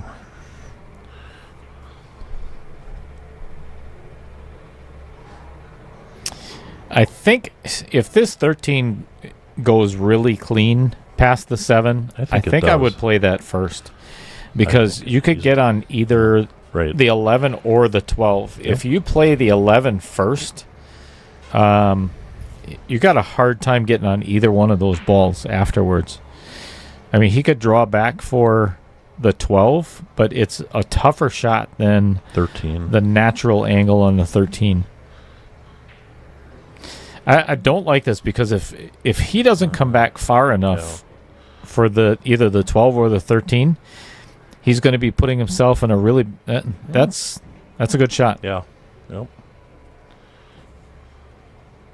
Hit it well.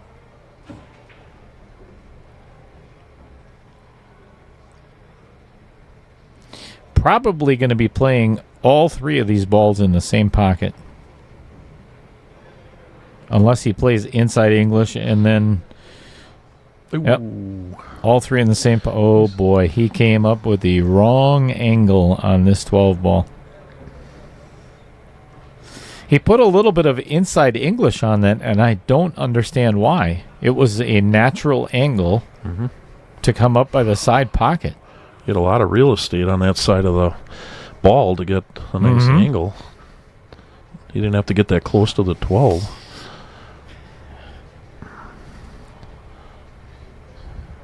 A lot of inside here. I don't think you can spin around 3 rails and with all that. That's a lot of traffic down there. Yeah, exactly. And there's a lot of things that can happen. He could hit the backside of the 5 and scratch in the corner.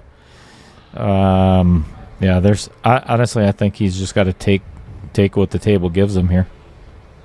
You bank it? No, can't. 7's in the way. No. There's no way to bank that.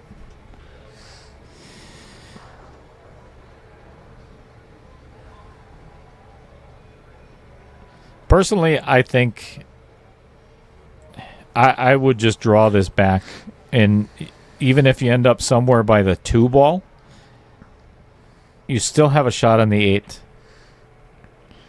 If you could put enough draw into it to get between the 2 and the 6, yeah. I think he's playing this off the 7. Wow. What a shot. That was a nice shot. That was a fantastic save on a questionable shot on the 11 prior to that. Sorry, 13. Yeah, not the 11. I still think I would have played him in a different order, though. That's a heck of an out. That is a really good out. Yep, it was.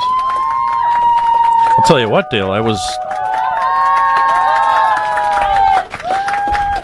I was impressed after he made that shot and the carom off the ball. He got down on the 8 ball right away and he was going to shoot it, and I think he realized that, hey, I just made a good shot. Let's get back up. Got back out of the shot, went back in and made the 8 ball, because how many times do you make a good shot and then rush the next shot and rattle it? Which goes right back to what I was just talking about 5 minutes ago, pre-shot routine. You know, it's my opinion anyway. You know, once you get to a certain level, and I'm just throwing this number out there, like right around 575 or 600 Fargo. If you're not playing with it is the most important part of the shot, in my opinion, is doing the same thing every time. Correct. Pre-shot routine. Tyler Steyer taught me how to step into a shot, if that makes sense. You know, if you stand 5 feet away from the table and you look at the shot, it's the easiest thing you could see. I mean, it's so easy to see the shots. And then you just walk right into the shot. Do the same thing every time. Yep, correct. All right, 7-3. Still in favor of Tim Stockinger, and this looks dry. Do you think that Tim is thinking about his match with Terrence at all? Maybe. I did bring it up when it was 7-2, and it might be. It's a good thing he can't. This is a soundproof booth for the most part. Yeah, right? Right. Another thing, too, Dale, about, you get to the level we get to in this game, and, too, is, it happened to me the other night in league. A guy made that mistake, and he's a great player, and he even said it after he missed. And you don't change when you're down in your shot what you're going to do. You don't change, I'm going to play follow, now I'm going to draw. Or I'm going to play a little right or a little left. You go into the shot with that shot 100% and try and execute that shot.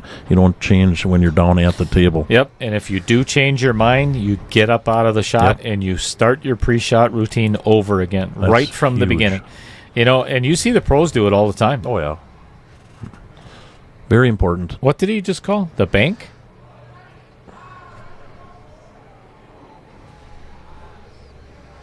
That was cool. Yeah. Ooh. Got it. 15 ball. That's the trouble ball in this rack. I don't know, maybe even the 14.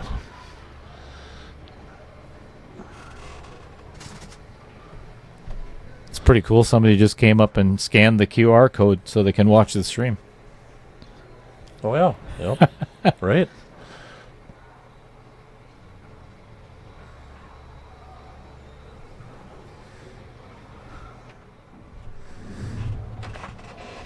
Did the QR code work? I'm about to try it right now. Let me know if it does. I got it. Okay. Thank you. Thanks.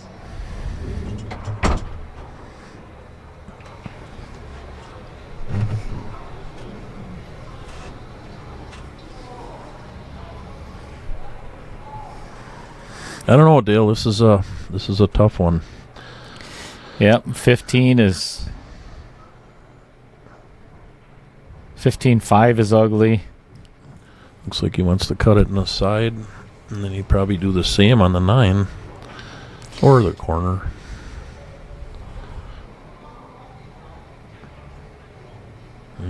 It's a good shot. He doesn't have much to shoot at now. He's going to have to do the same on the 9. He's got no way of getting shape on any ball after that. This could get out. I think he's almost got to bank this 9 ball. Mm-hmm.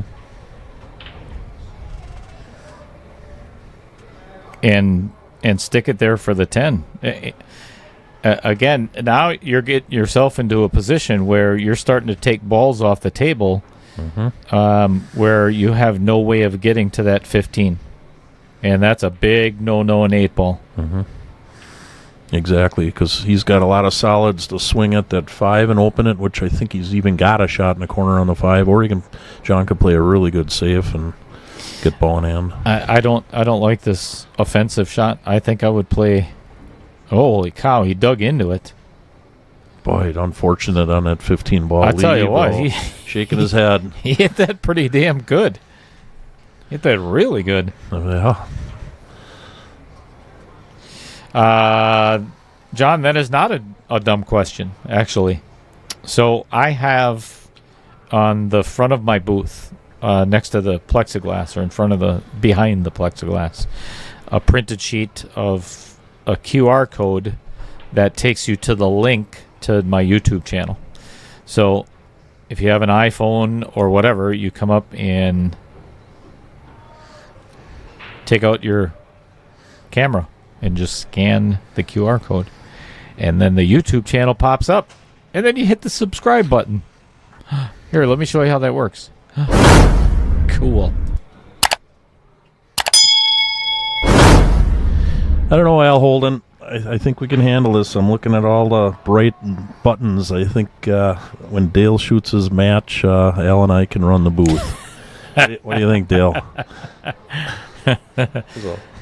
So there is a good possibility if we'd be honored to do that. Yeah, I'll bet. And we don't want to put you out of business, though. I'll bet. So I'd be more worried about my stream than I would be winning the match. Right? So there is a possibility that, and I haven't done much of anything to advertise the 3.0 yet. And there's quite a list. I think there's only 4 spots left, and I haven't even done anything. But anyway, I might take one of those spots. So You should. there is a possibility, Dan, that you might be, at least for one match. I have one other question, Dale. Do you have a fire extinguisher in here? Yeah, see, else. I mean, there could be a small fire. We don't know. Yeah, I probably should. I probably should get one. Al and I would have a blast in here. Oh yeah, my God. that's why We wouldn't pick on you, Dale. That's exactly what I'm afraid of. I can't. Al's So out there laughing. you know what's John hit a perfect safe, and the whatever ball it was came and moved the 8 ball out of the way. So now Tim has a shot on the 10. That is brutal luck. But I mean, like really bad luck against John there. But it was still John's shot, so he's the one that made it happen. He's going to have to put something on this to go back and forth to get a 13-ball shot, unless he can roll it up. He's rolling it up and missed it. Eee.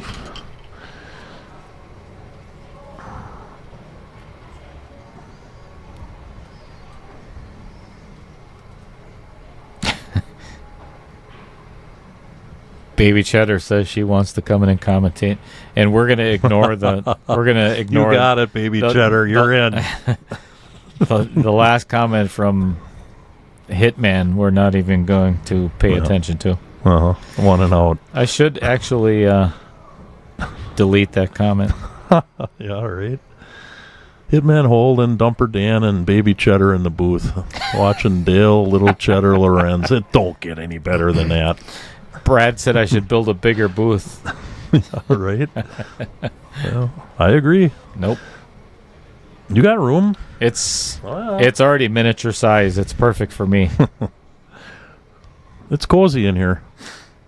No doubt. Ooh, nice try, John. That's a hell of a try. And a perfect two-way shot, too. That was really well executed.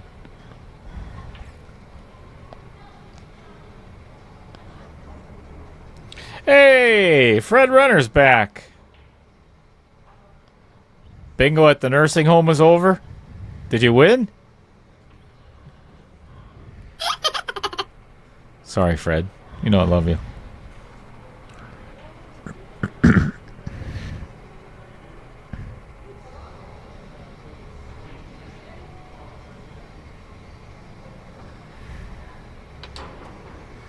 I see Tim's getting upset over there because he's chewing all my gum and eating all my mints.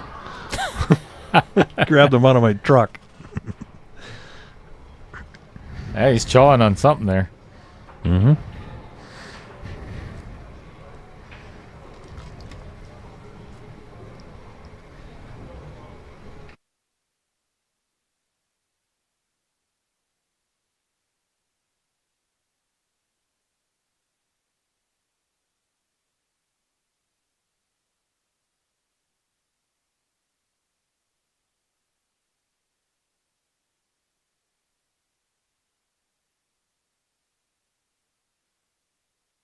Safe. Tim, yeah, he did call safe.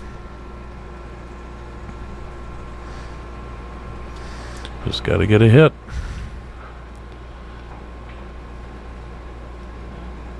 Wow. What a great hit. Very nice.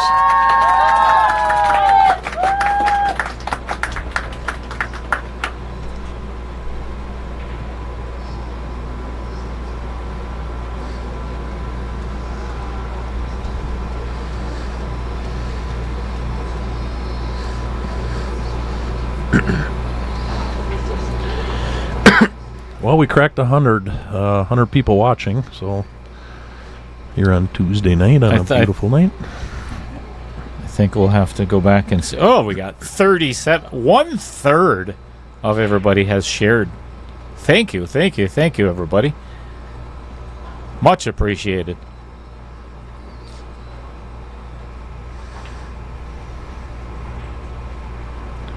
Yeah, as soon as you said it, we lost 2. Way to go, Dan. Sorry. Oops.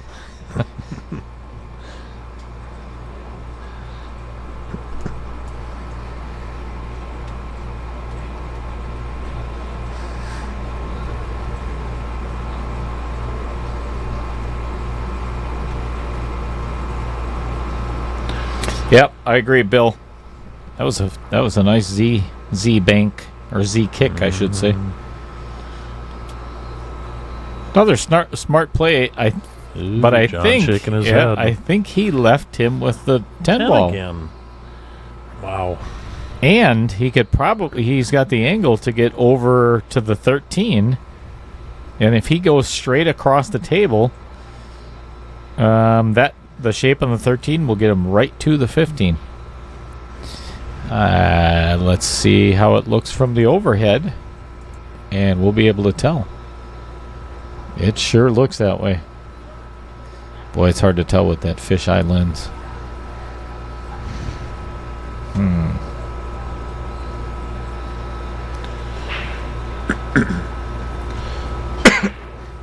Wow, nice shot.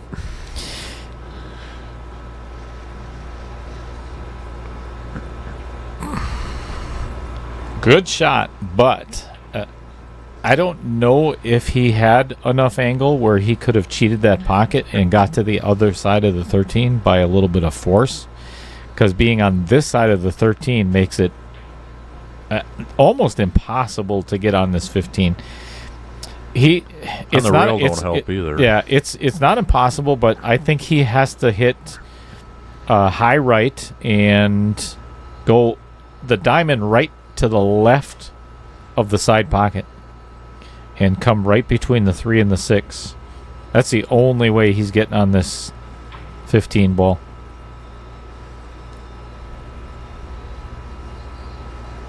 Just load up with right-hand English. Or jack up on it with center English and try and throw it down. The rail hurts you. Yeah, I don't think so. That makes it really missable.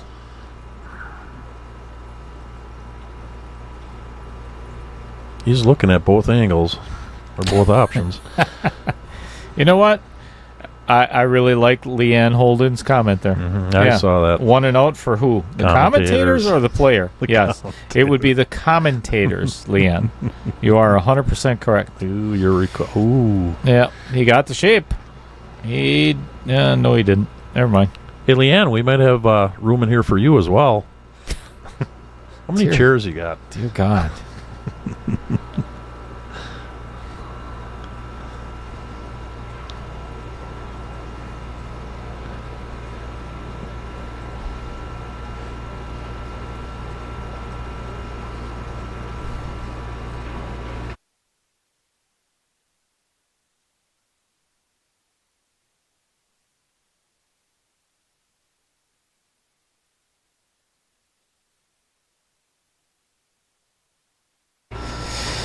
All right, I don't really see... Well, actually, no, I take that back. The 4 and the 7 could be a little tricky, but I think I would take care of that right now.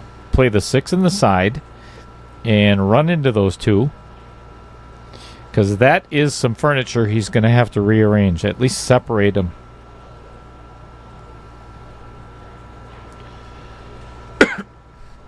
That's what he's looking at.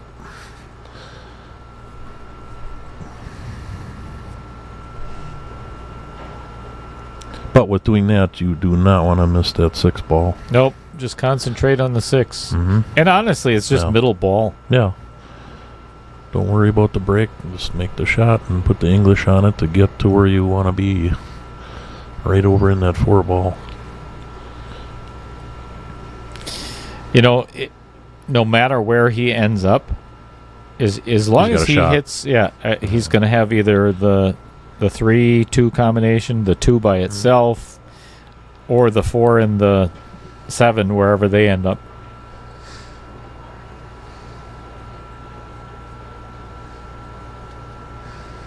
Yeah, he doesn't like the angle, I think, on the 6, so he's going to come back to it. Not a bad idea. Yeah, and it's not a bad idea to get that 5 out of there right away, too. Mm-hmm. You know, it's not the easiest one to get on.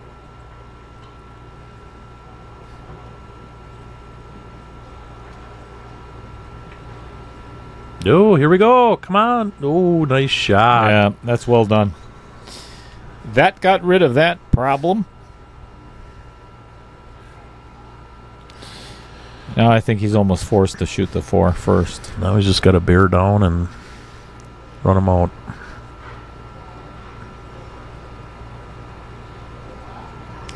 Thank you very much. Excuse me. Thank you, everybody, for tuning in tonight on this gorgeous Wednesday evening. Oh, and he had a 7 straight in the side. Ouch.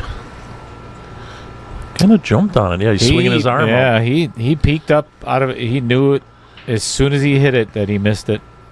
I think he put a little bit of English on it that he did not need.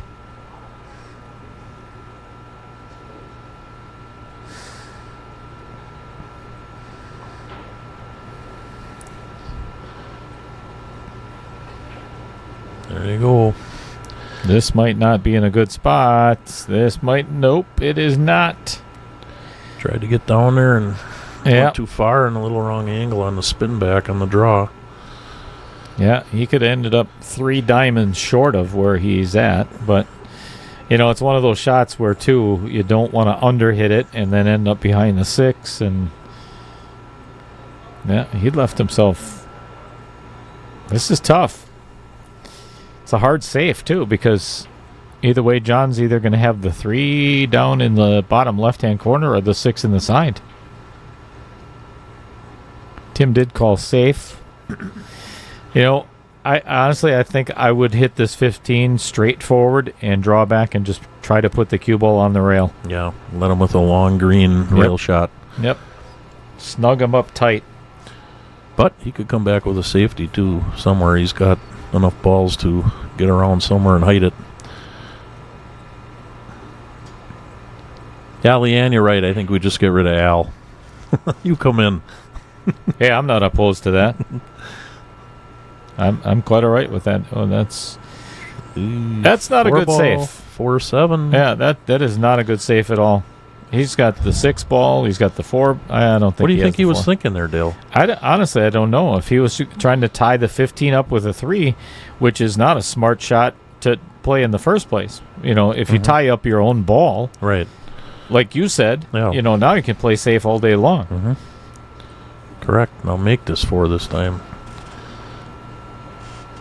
Ooh, he was focused. He stayed down on that one. Right. Big time. He was so focused that I think he may have forgotten to get better shape. Yes. Because now I think he has to run between the 3 and the 6. 3 ball. Oh, yeah. This is not easy shape either. Safety all day long. 6 ball in a rail. Why not?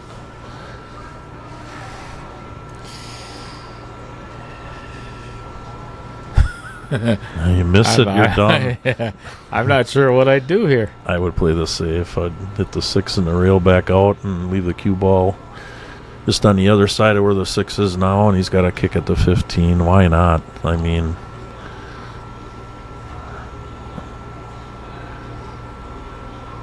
just like that. And even try and block the bank kick. And the 8 ball's in the way. Good shot. But he gave him a little bit of the 15. You can't do that. You want him to kick at it, not be able to hit it. Yeah, but even if he hits it, that's not a bad shot by John. No. You definitely made the right call, Dan. Yep. Instead of getting aggressive and Push putting it a whole down. lot of inside. 7-3. Yeah, no doubt. Play smart.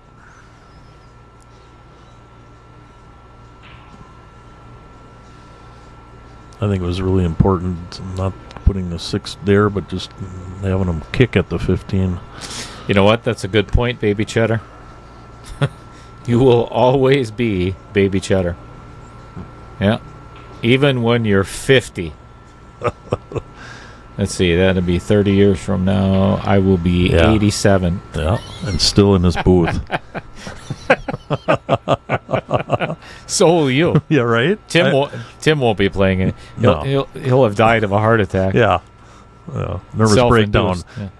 Oh, see, that's why I don't like letting your opponent back to the table. Yeah.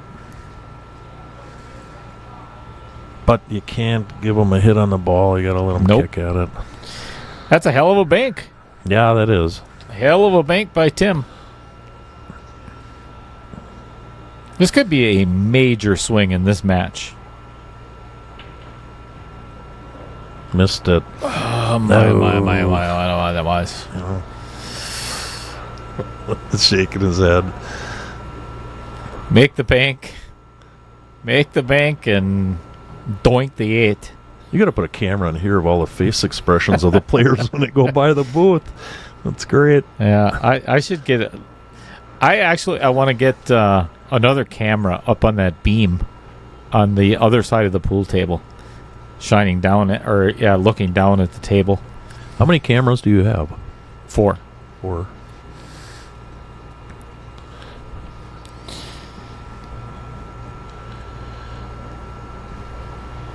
Long view, overhead view, side view, and then the booth cam. And the shark view. And same camera, though. Right?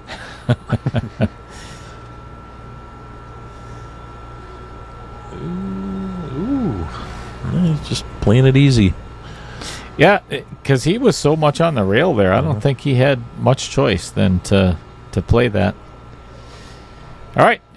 Huge 3-ball for John.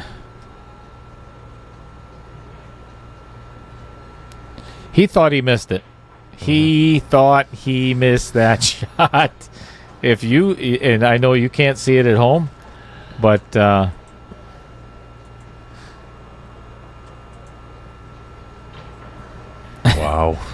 You couldn't see that he jumped up out of that, or as soon as he hit it, he's like, oh crap. All right, we got a ball game again. It is no longer a 7-1 lead. It is 7-4.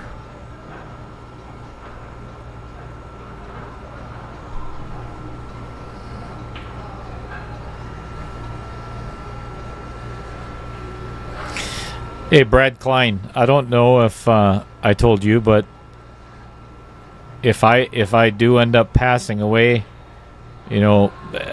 before the stream ends or anything, I want everybody to come out to my gravesite and just look at the gravestone, because engraved on it is going to be expired cheddar.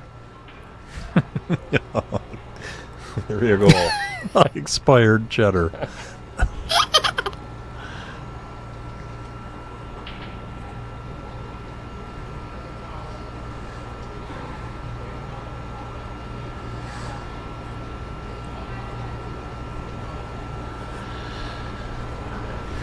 Well, it seems like Tim's been at that number 7 for quite a while. Yeah, and that's when the old glutes start to... Yeah. He's tightening up over there. You and I talked about this. What's better, to be ahead or come from behind? But when it's always good to be ahead, but when the guy comes from behind, it's not a good feeling. Yeah, you got all the momentum on your side, and then the switch, something happens, and you either get complacent or, you start thinking to yourself, well, gee, I'm up 7-1. Mm-hmm. I only need 4 more games. And then you don't take your time as you normally would. Holy crap, this is going to be the longest game of the night. I would say. Wait till you folks see this overhead view. Wow. I'll tell you what, folks, if you want to go make some popcorn, actually, you could make a freaking pizza. before this game is over with, because this is going to take a while. I'll tell you what, if he's got a shot on that 12 ball, though, the stripes don't look bad. He'd have to jump over part of the 9. Yeah. He has... Hard to see from where I'm sitting. Here, I'll show you. You sure about that deal? Look. Oh, yeah? I mean, Yeah, it's an ugly rack, but stripes do look, I don't know, kind of better, but you're looking at the solids, maybe not. Yeah, he's going to play the 5 first.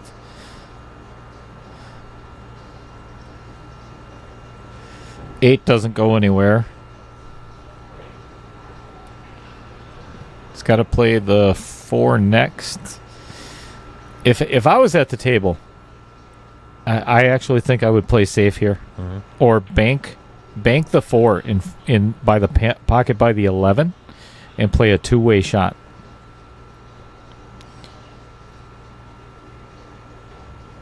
This isn't going to hit a rail. Did the 3 hit? I was looking at it from here. I don't know if it rolled back. It's frozen, the rail.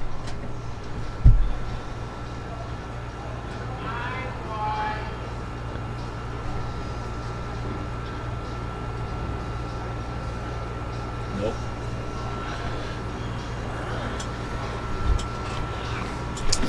Yep, that is ball in hand. That did not touch the rail. It looked like it got real close to it and then Didn't hit it. rolled backwards. Yeah, it did not hit the rail.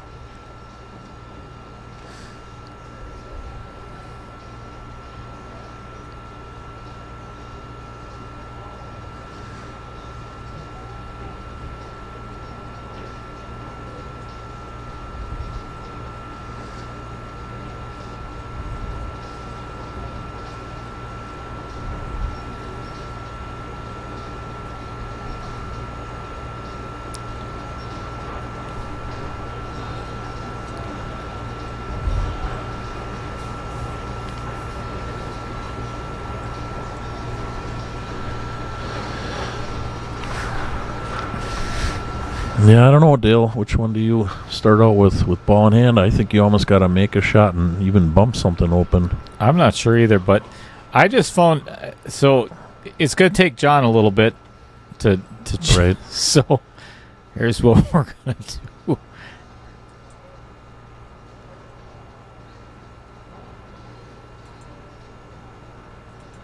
I just noticed something in the pool hall. And I promise you, John is still not shooting yet. So what we're going to do, and I'm going to do this live. So all right. So you actually get to see this. All right. Because there's a reason why. So I'm going to zoom in on, I'm going to zoom in on these goofballs right here at this table. See if you recognize who that is. Give me just a second. Oh, geez, sorry. My bad. My apologies. Look at these two yahoos. So way on the other side of the pool hall, we've got Fong Wen and Ray Southstrip playing cribbage. And drinking beer.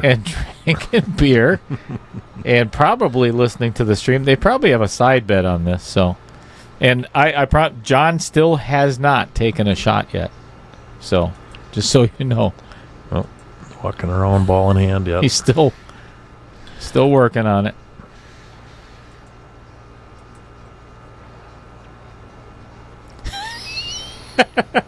All right. They just... They're laughing and waving. Must be a little delay there. I wish we would have got that on... That's pretty good. Anybody else in house you're looking at doing that too?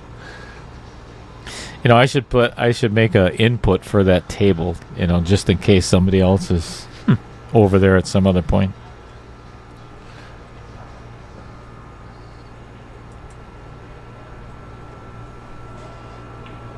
Hey, that got my side view camera back in focus. Nice. I should do that more often.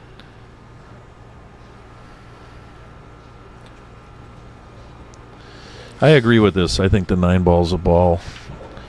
You got to move, and then you got to get the 10 out of there soon because the 13 doesn't go anywhere but that same corner where the 10 goes. You can give the 13 a bump right now. That too. And like bump that it out idea. far enough for the side. But, yeah, I like your idea. Mm-hmm. I think 10 is the correct. Move some traffic Correct out shot of the here. way.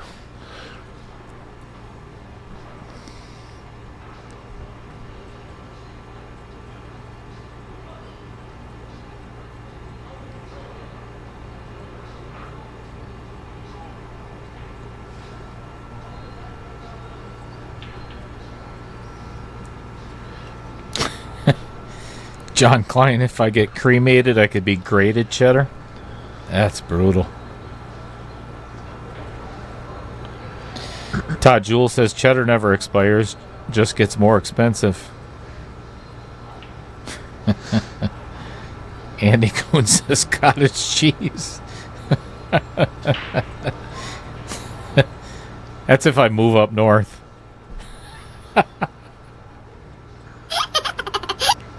If Lisa and I buy a place up north, then you can call me cottage cheese. Cottage cheese. Nice.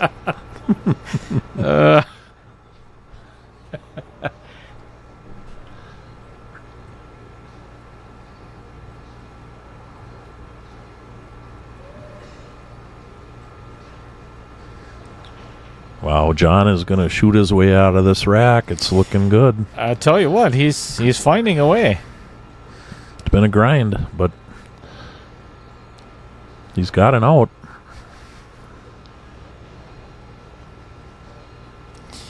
The biggest thing is this shot. He can all he's has to do is float this 13 in. All right, so now he's got the 12 and the 14. The biggest thing is the shape from the 15 to the 8. He's going to want to get somewhere by the 4 ball. Yes, so he's looking at that right now. To bump the 2 out of the way.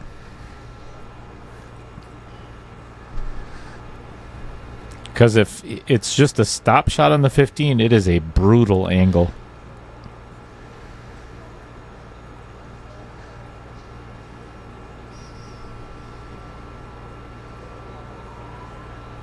It's amazing how the game of pool can be such a momentum swing in a match. My God. I mean, Timmy was running around the table, and happens to all of us, and then it goes the other way, and you feel like you're thinking, what happened?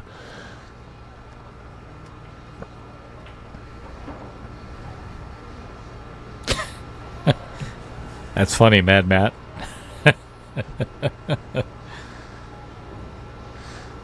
Yeah, that'll work. Yeah, that's a good angle. Force with a little bit of left. You want to get up to about the second diamond? Oh, way back there? See, now, if he's looking at that angle, I don't like that at all. No. I mean, if he's thinking... Where's he thinking on 8? 8 off the 1 on the side? Oh, I think that 1 is too high up off the side.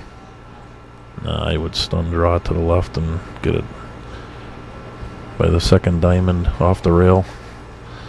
He's got to throw it away, though. He's pretty close to straight. Yeah, nah, that's what he's looking at. That's, I think, where he's got to be.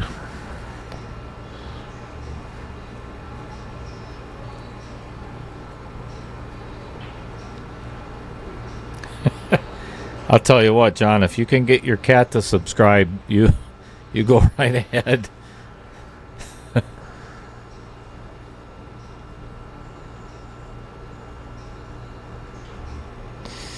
Well, I think he's just going to pull it back just a smidge or just stop it and take the cut on the 8. Yeah, now it's pretty much just the stop shot. Yep, cut the 8 in the same pocket as the 15 and...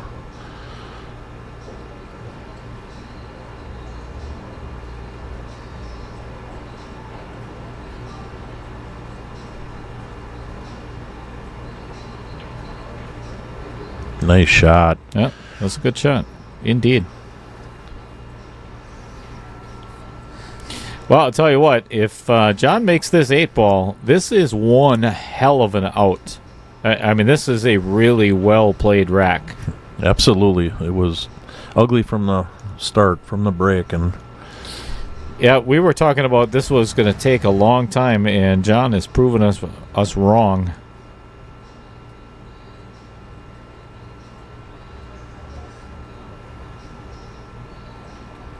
Yeah, that is a great out.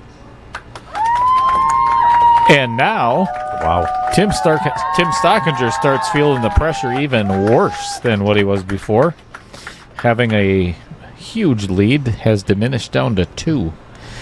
You know, and the best thing that could happen right now is Tim needs to win a game, just a game. Yep. You know, to get to 8, and that I think that will get his confidence back a little bit. But there's been some key misses that shouldn't have taken place that has allowed John to make this a little bit of a comeback. And Dan, if you don't mind, let's turn that air conditioner off. My outer points. Yeah, it's getting a little My chilly in here. outer points are getting a little firm here. Thank you kindly. You betcha.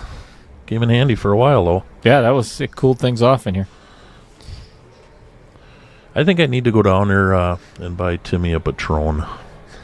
Bought him one before the match. Patron, that's his favorite. Tequila, the clear Patron.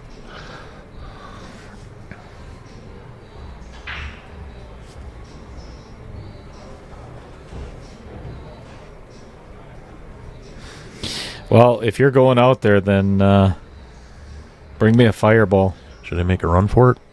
Have at it.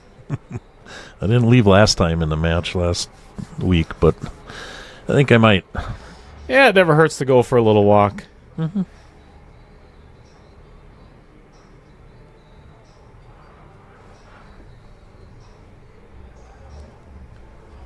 Yep, you are correct, Todd Holzer. There has definitely been a momentum swing. Yeah, and I mentioned it at the beginning of the match, or it was 6-1 or 5-1, something like that. It can turn around in a heartbeat. All of a sudden, you've got this winning mentality, and things start switching.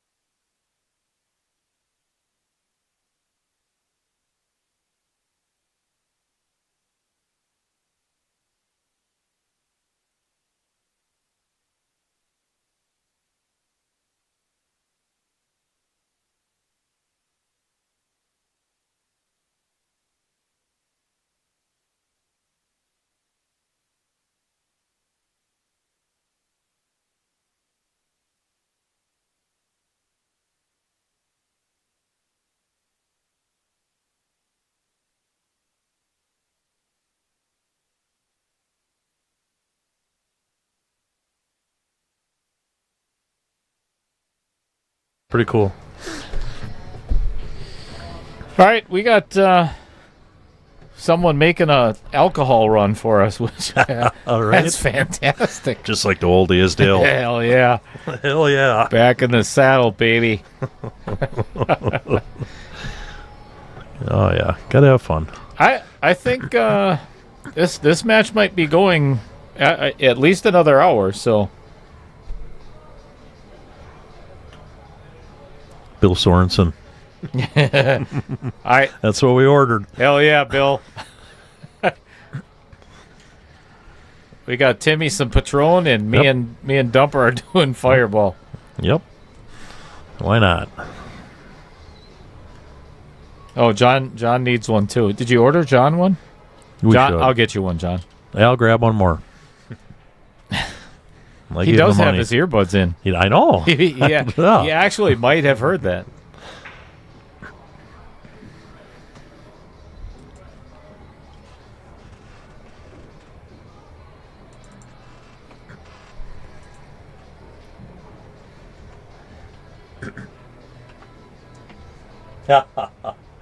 There you go.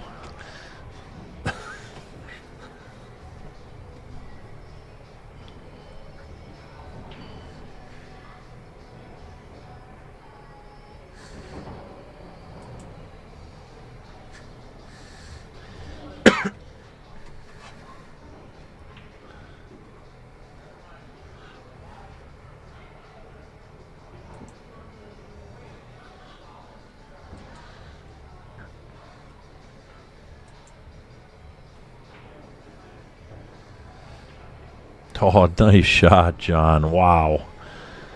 Rifled that ball in, got good shape. 7 ball, maybe a little bit of trouble, but might be able to play it in the side. But he's got a long way to go to get to that.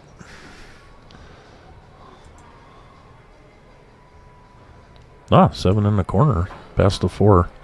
From the booth, it doesn't look makeable, but on the screen it does, so on the camera.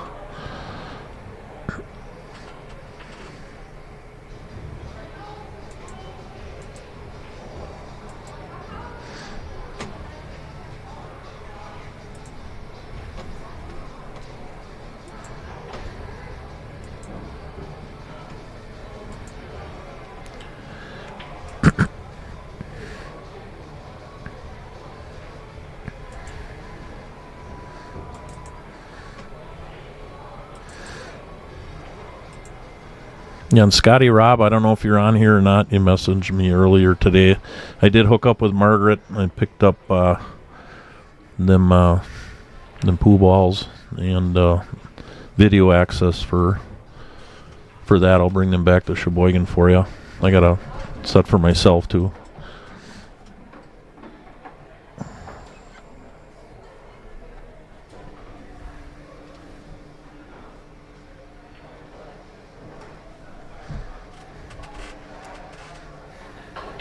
Maybe he'll.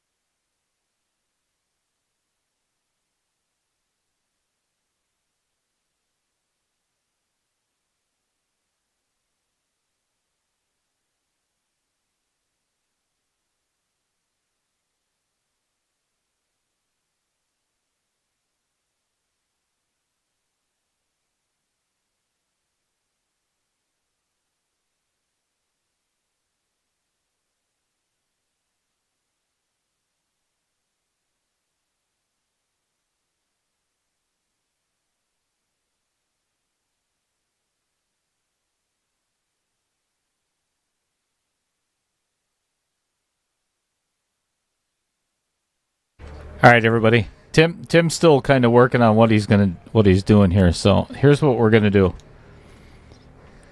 All right. Here's your fireball, everybody, and hang on a second. So Dan and I are gonna do it, but everybody gets to do one with us. So you ready? Here's yours. There we go. Here. Cheers. Cheers, everybody. Tuesday night pool.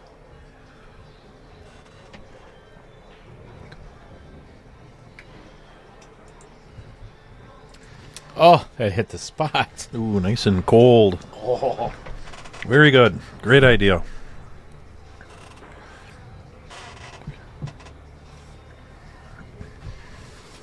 Oh, I feel all warm and fuzzy inside now. Yay. Yeah, right? Cheers. Daly, got your hand on my knee. Baby cheddar. Everybody. Shot. Do it. Of course, I am God, says sinners. Well, that just made the night a lot better. Oh, yeah. Oh, yeah. Busy working, right, Dale? Gotta take a break in the action. Absolutely. You know, I'm not getting out of my chair, so I got rump numbness going on. You know, may as well... me too. Good shot by Tim. And a little bit of a reward. There is a good possibility he could get out of this rack. And here's my opinion. How? Shoot the 15. Play the 10 off the 4 to break all of that stuff apart. or the 14 off the 4. One of the two. Mm-hmm. Now you got the 11 in the side. 10-8. 10-8, and be done. Well. Look who is in the chat. It is Michael Parker. What is going on, fine sir? Liked and shared from the Man Cave in Whitewater, Wisconsin. Anybody playing with you, Mike?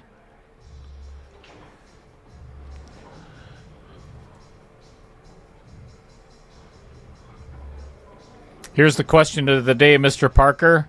Everybody else wants to know as well in the chat, how is Hunter doing? Your son. We've been talking about it a lot in the last couple of streams, so let us know how things are going, man. No. Yep, he didn't want to do that. And got away with it, though. He did leave John a piece of the 6 ball. He can't make it. He could potentially play the 6-7 combo, but I don't think that goes either. But he's eyeing it up. Oh, yeah. I would not shoot this shot if I was John. I would thin this 6 ball and try to get the cue behind the 7 somewhere. Tim can't do anything with the 8 ball. And now he's already taken his own ability away to... I mean, he could still play the 10 off the 4. So hard to hide the cue ball, though. I mean, a cue It ball, is. you can have the 11 or the 10, but that's all he's got. I mean, there's not... Unless he tries to carry him off the 7 or the combo. It is, but, again... Got to do something. Yeah. Neither one of them are really in the driver's seat here, given where that 4-8 is. John obviously can't make the 4. I got one for you, Dale. Oh, boy. Why not kick the rail and bump the 7 over to the corner pocket? You're going to make the hit, and block the pocket, That is not a bad idea. and have a swing shot on the 4 if he gets up again to break that open. That's what I would do. Not a bad idea. Look at you. You act Right? like you finished third in Knockout 1.0. Only. Right? Right? That's what I would do. I'd kick it and bump it over. Hopefully get lucky enough to John Williquette says next time you have a fireball shot, add some Tabasco sauce to the top. Ooh, It's amazing. it's a good idea. I don't think it's a good idea at all. Should try that next. No. Did I mention I have to work in the morning? On a new job? You know what my uncle does for Christmas every year is he brings over fireball and eggnog. That's really good. That actually sounds really good. Have it for the holidays. That sounds really good.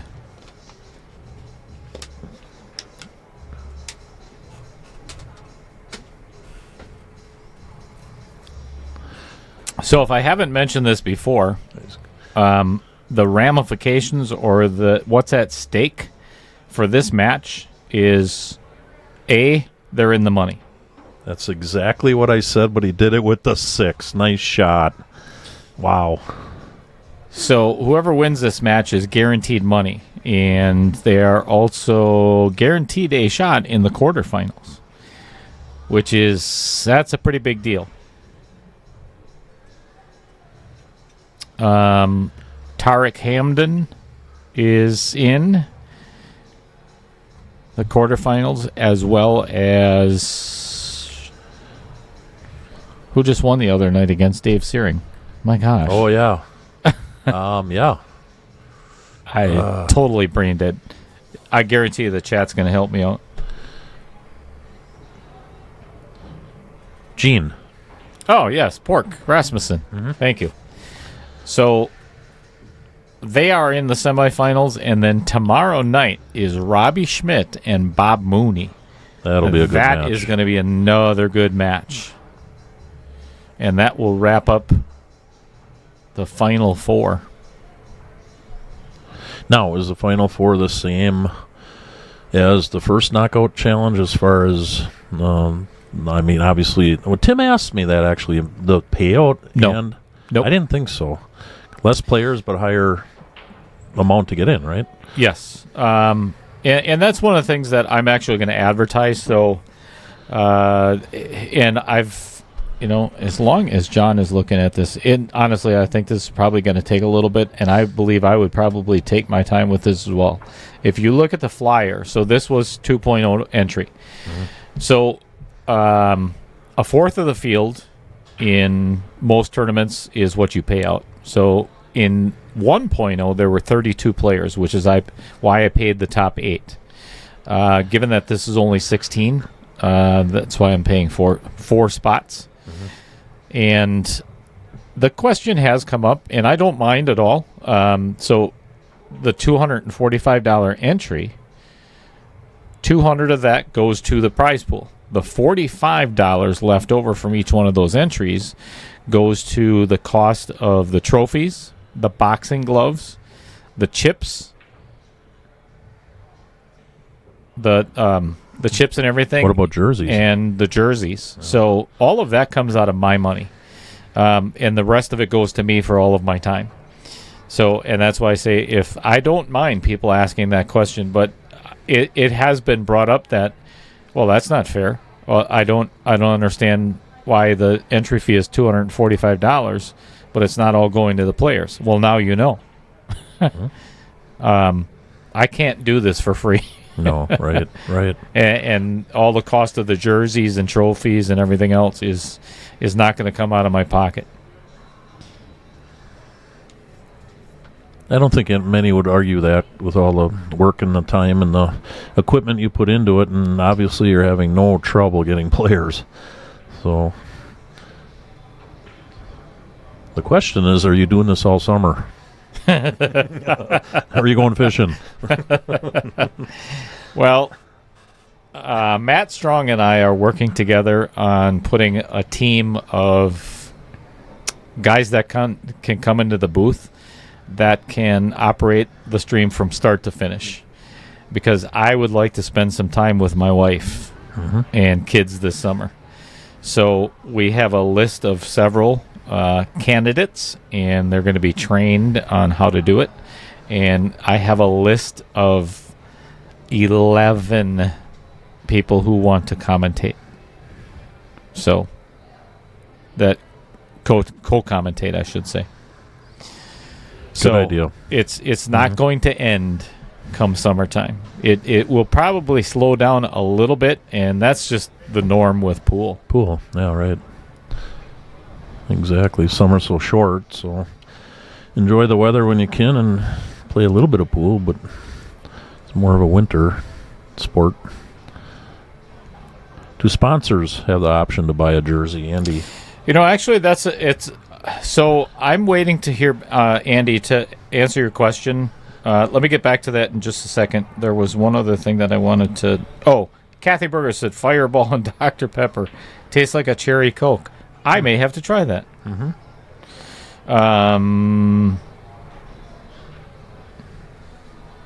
Let's see if Tim makes this here.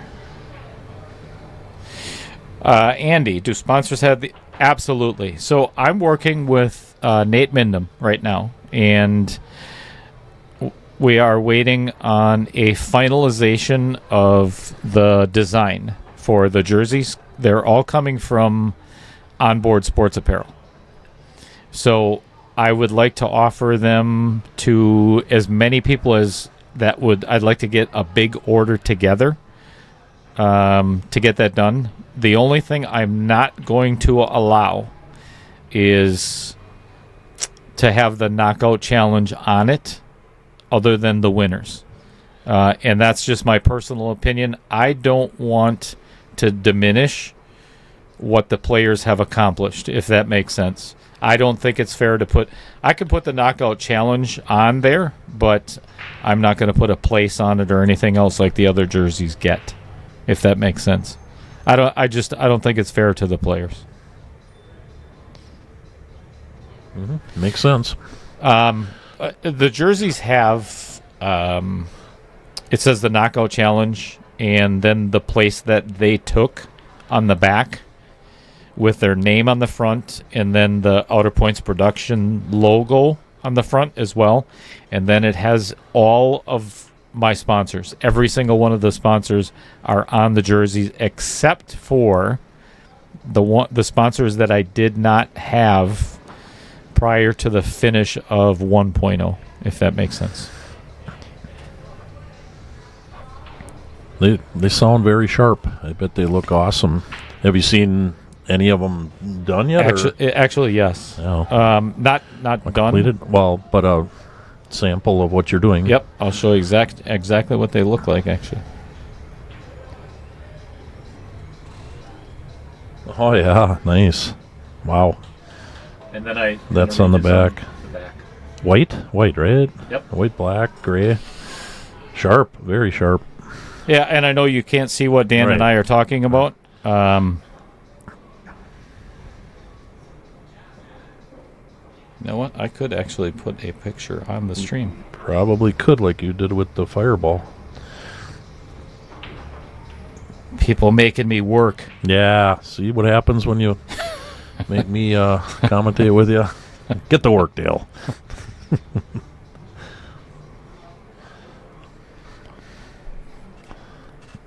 Nice. That is a save. really smart safe.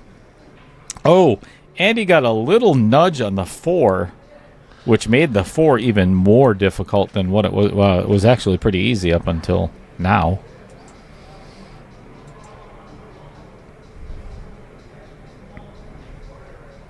I think Tim's going for the hit on the 3. Actually, he called the 3.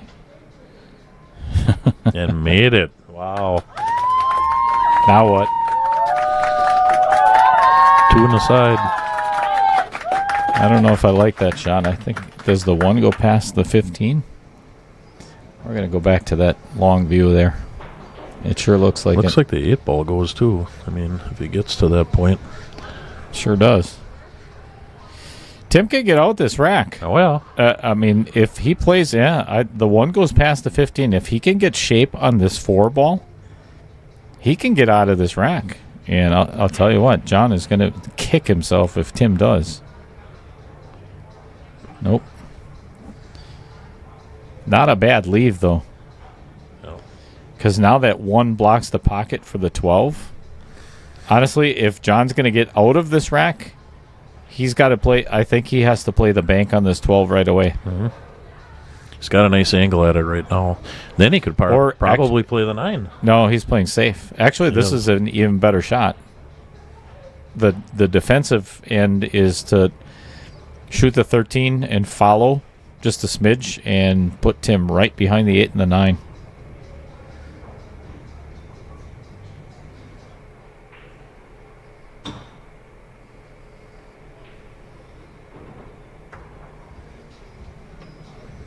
Yep, that's a good shot. Still doesn't have anything for the 12 ball, but he's still better off than...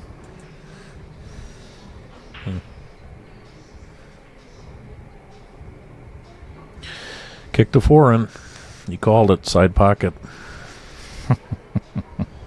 Makes this, could be out.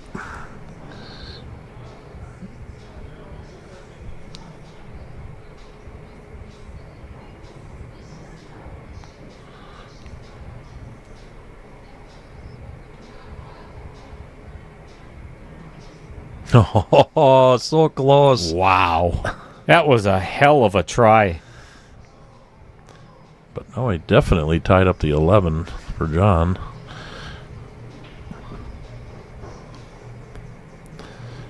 But John could try and bump that 4 open right now with the 15 ball. Or bump the 11 open off the 4. 15 in the side.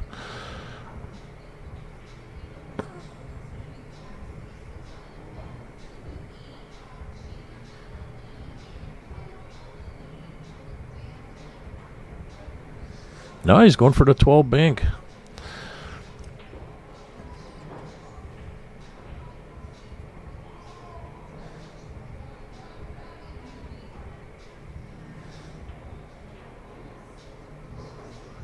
Or a safety. Yeah, I think that's a good shot. I like that a lot. Mm-hmm.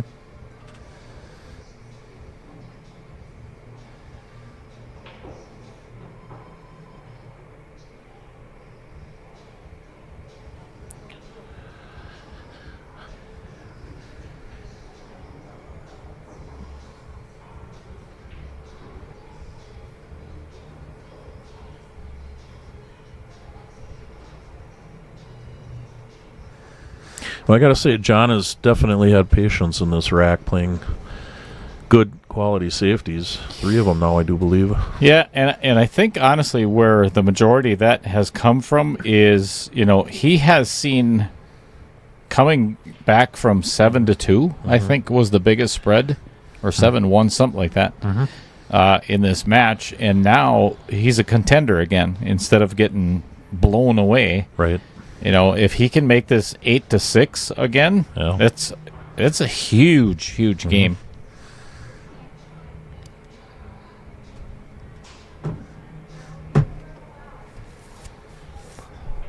Trying to break the 11. Little inside spin. Yep. Oh, Too short. much. Yep.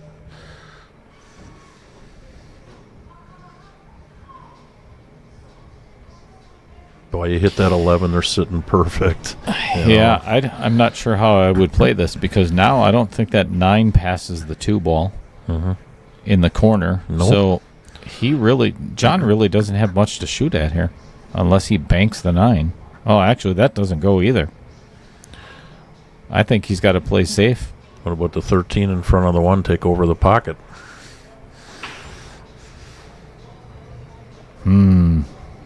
Oh, never mind. On the screen here, you don't have the 13. No. 2's blocking it. I think he's just got to play safe and hit the edge of the 15 and maybe get behind the 11. Yeah, that's tough too. And he still leaves him with the 2. Yeah, I'm not sure what I would play here.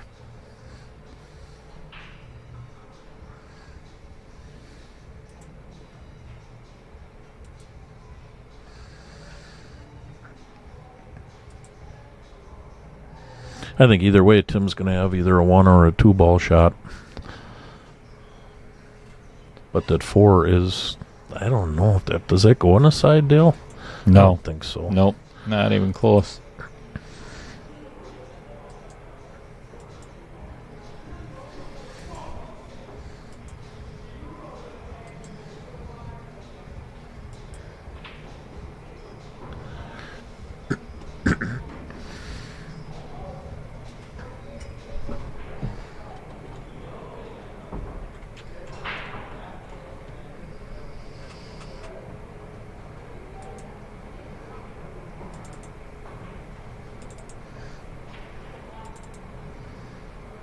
Do you have a choice of colors on that jersey, Dale?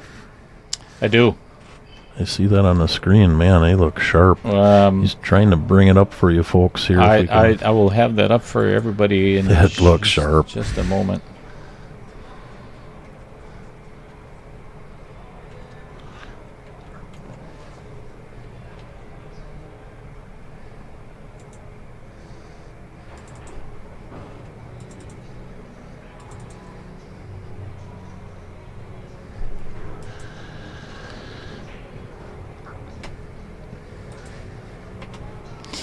And what I'm going to do, too, I mean, if anybody wants to order one, I can always do that. But obviously, these are coming from the UK.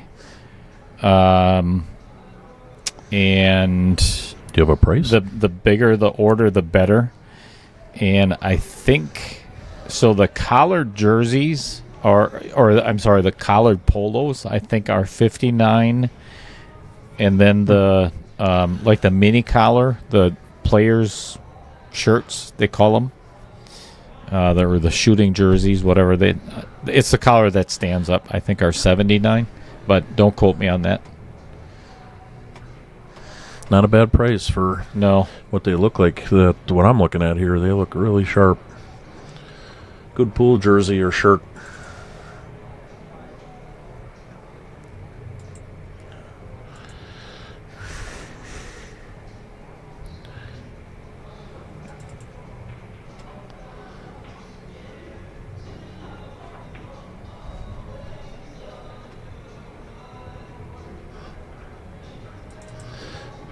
Well, John played a safe there, but boy, if the 12 wasn't in the way, the 9 ball would have went on the bank. It was going right to the pocket, but 12's in the way. Looked like he definitely played a safety there.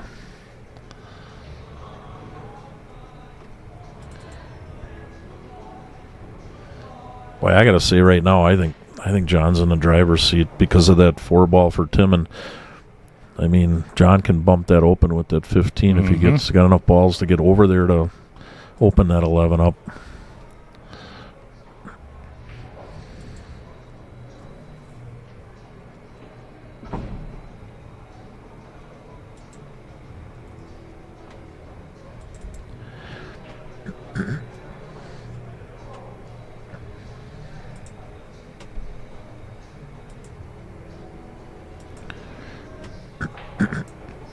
Oh, what a shot by Tim. Holy cow. Rifles it in there, bumps the 4. Wow. That was fantastic. That's a game changer right there. Holy cow. You ain't Maybe kidding. a match changer. That was massive. Wow. I mean, he had kind of a big pocket for it with the 4 there, but it was a hard shot. After he made it, he was shaking his head. I don't blame him, but great shot. I mean, wow. Now we got to get on the 8-ball, and he's on the rail. Almost tight on the rail, past the outer points.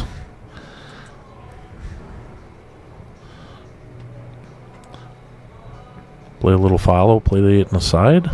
That's a good choice. Yep, Yeah. I agree. I mean, it's simple.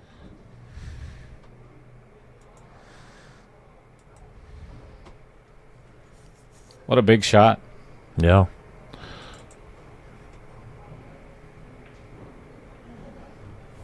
Wow. Wow. All right, John is actually walking away from the table for a moment. So I am going to... I can find the damn thing.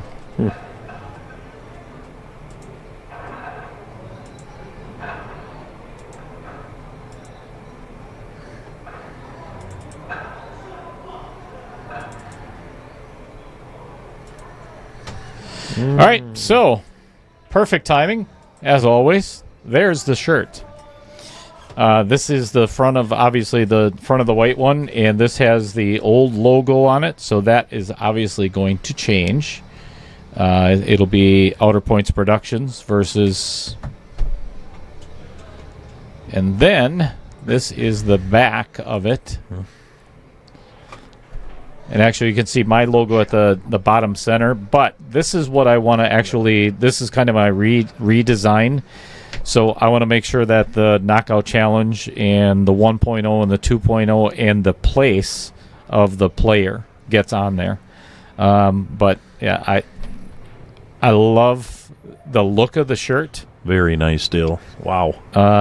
Clean, impressive. Yeah, it's the logos are just a little big. It really I think it's a little bit overwhelming. And like I said, I want to make sure that the Knockout Challenge part is on there. And then this is the blue one. What I'd like to do also is, it's like if you, I'm trying to, some other significance of, prizes, if you get, a blue ribbon is always the top. That is the highest level. So I want to get... All of the other shirts are going to be, so third place, second place, they're all going to be red. It's the red and white design with the same logos and everything on it. The only blue shirt is going to be for the winner. Period. That's pretty much it. So, and I don't believe I am going to have anybody purchase a blue shirt with the Knockout Challenge or anything on it. It's again, my whole design behind all of this is, if it's not special for the players, then it's not worth doing. My opinion. I wanted to make the Knockout Challenge as special as can be for the players. So I think that's one way of just preserving that speciality. So option is red or white? Red? No. So there's the red and white and the blue and white jerseys. So they're both like that color. I don't. The blue, the dark blue is not. Not it. Okay. Nope. Yep. So there's a red and white and a blue and white. Yep. All right, so I'm going to change the score here. It is 9-5 in favor of Tim Stockinger, and Tim with the break. John is on his way back. Give him the thumbs up, and Tim's breaking. My apologies if I've been ignoring the chat there, trying to get those pictures up. You guys in the chat, should I get Dale to do any other work yet tonight?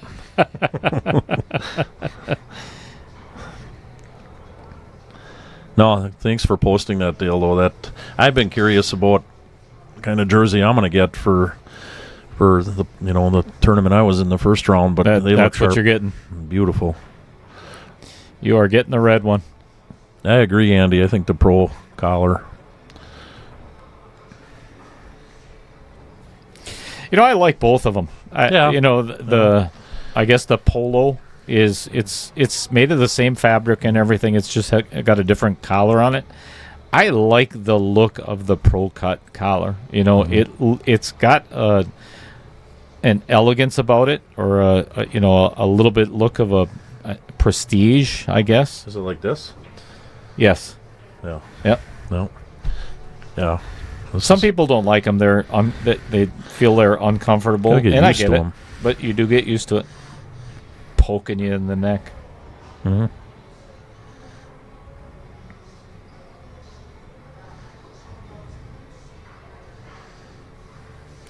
Yeah, Andy, and you would know that they are great quality shirts. I really like, there's Jam Up apparel, which is fantastic as well.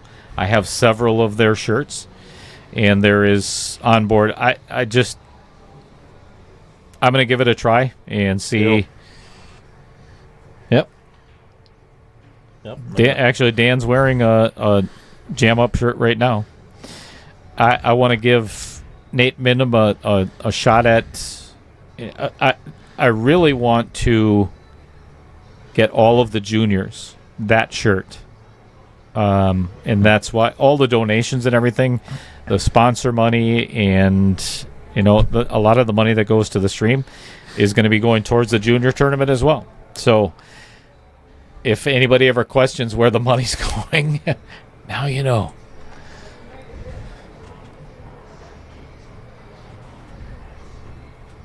And yes, sooner or later, Baby Cheddar, we will get you a pizza.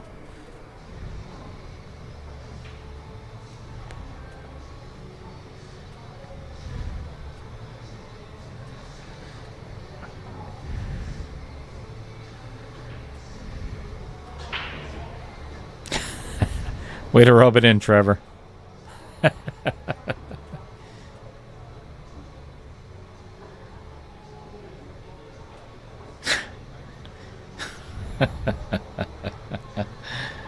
Oh, my God.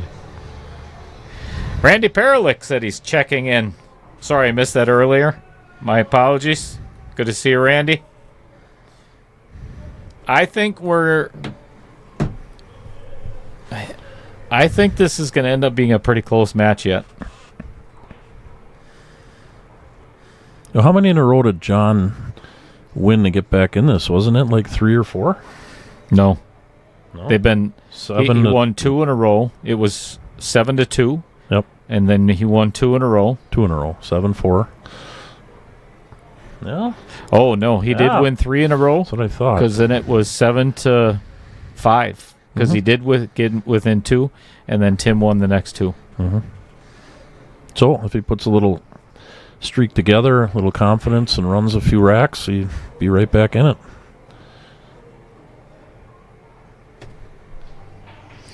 Well, Tom Joss, that's a little disheartening. Don't tell me that. Good to hear from you, Tom, but you could have chimed in with some better news.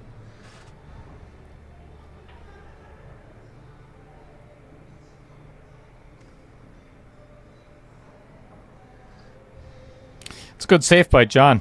I like that a lot. He left Tim with only a safe.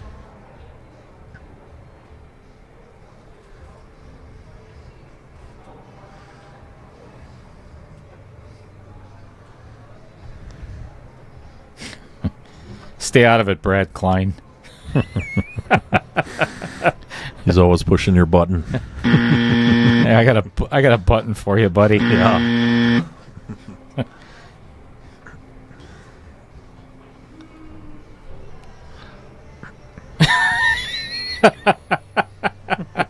Whatever, Tom. Does it really? Let's show him. Huh? Oh, that's a bad view. Don't ever do that again.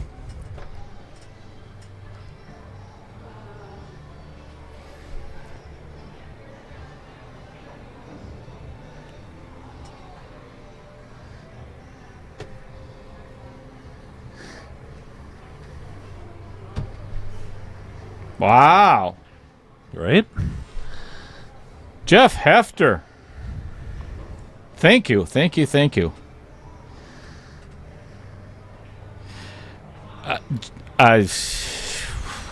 Here we go again, at a loss for words. I have a new sponsor, and his name is Jeff Hefter, and it's Johnco Express, nationwide delivery service. John, I'm going to send you a text message in reply, and if you have a logo or something in a PNG file that you can email me, that would be fantastic. But awesome. Thank you.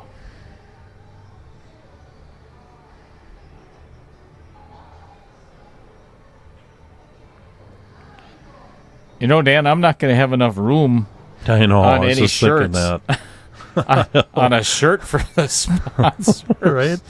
And that's a good problem to have. That's a really cool problem to have.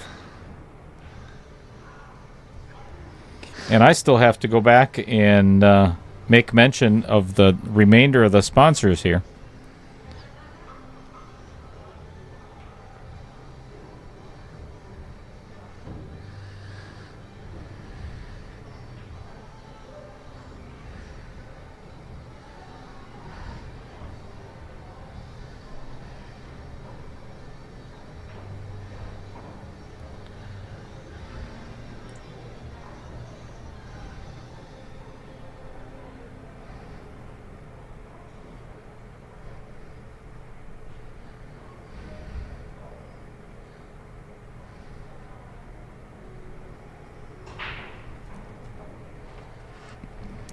Well, we are all kind of wondering what John is doing here. At some point, obviously, he's going to have to get the 14 out of there. 9 can be... He's got to get really good shape on the 12 to get there. Wow, that was a really nice shot. Yeah. That was a really clean 13 ball. So here we're kind of in the same position as we were talking about before. So John can easily pocket the 10 and get shape for the 12 on the side. But the 6 is a blocker to get down to the 14 to break that up. So he's going to have to find a way. And he can't break it up now because he's going to have no shot on the 12 or the 15 if he does. So John's in a really difficult spot.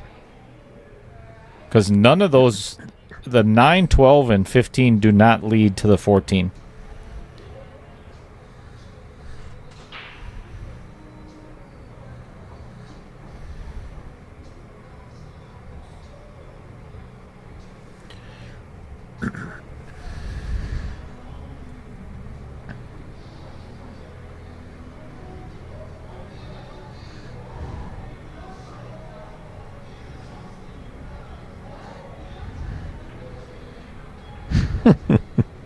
Definitely a face for radio, Dale. Must have been Tom. Yeah, thanks, buddy. Right back at you. Well, yeah, you are a little better looking than I am. I think you're a lot younger, though, too, buddy. So, and... yeah, look this good at 57. Yeah, good luck. You might not even make it this far.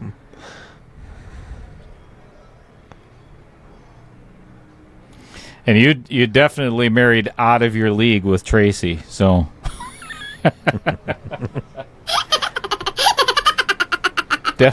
Definitely married up. Ouch. Am I right, Tracy? Am I right? Actually, Tom, if you're honest, you are a good-looking dude, but let's be real. When it comes down to it, Dale, I think we all married up. Oh, man. Look at us. Oh, yeah, no doubt. Without a doubt. Did you see Brad Klein's? I did. Comment? Oh, yeah. I'm still firing away. Way to go, Brad.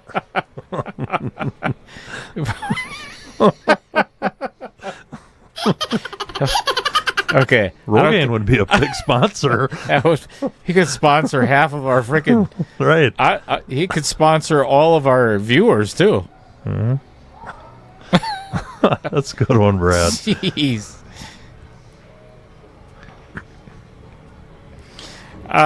Zip it, baby cheddar. I seen you a month ago. It hasn't receded that much.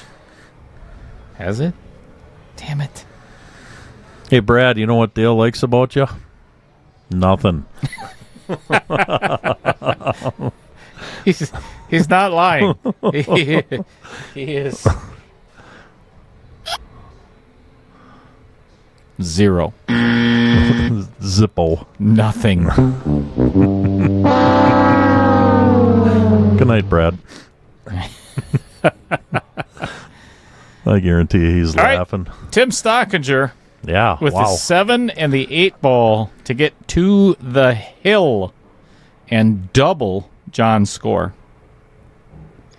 And this one is going directly in the side pocket.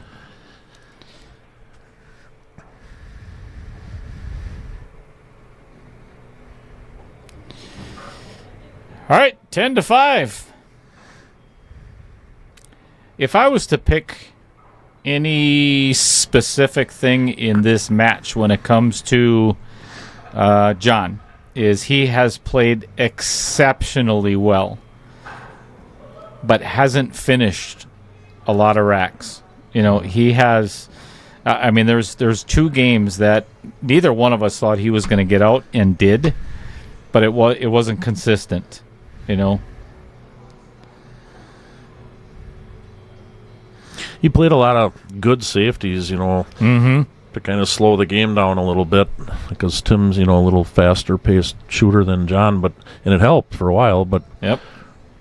now Tim got some momentum. So Both players are playing, like lights out at times. yeah, But then there's also those other times, and that's why we're 600 Fargos. Yeah. You know, that's the way we play. We all have day jobs. Well, I think John's retired now, but he is, but I don't know. Says he fishes a lot and does a lot of other things, which is good for him. you know, Tom Joss, it shows a lot of character on your part that you can admit it. I'm I'm really proud of you, buddy. That's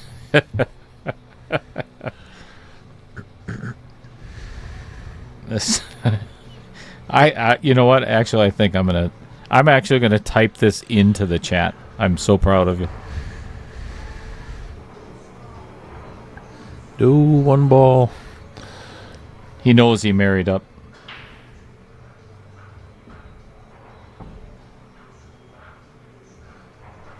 And Tracy, I hope you're listening.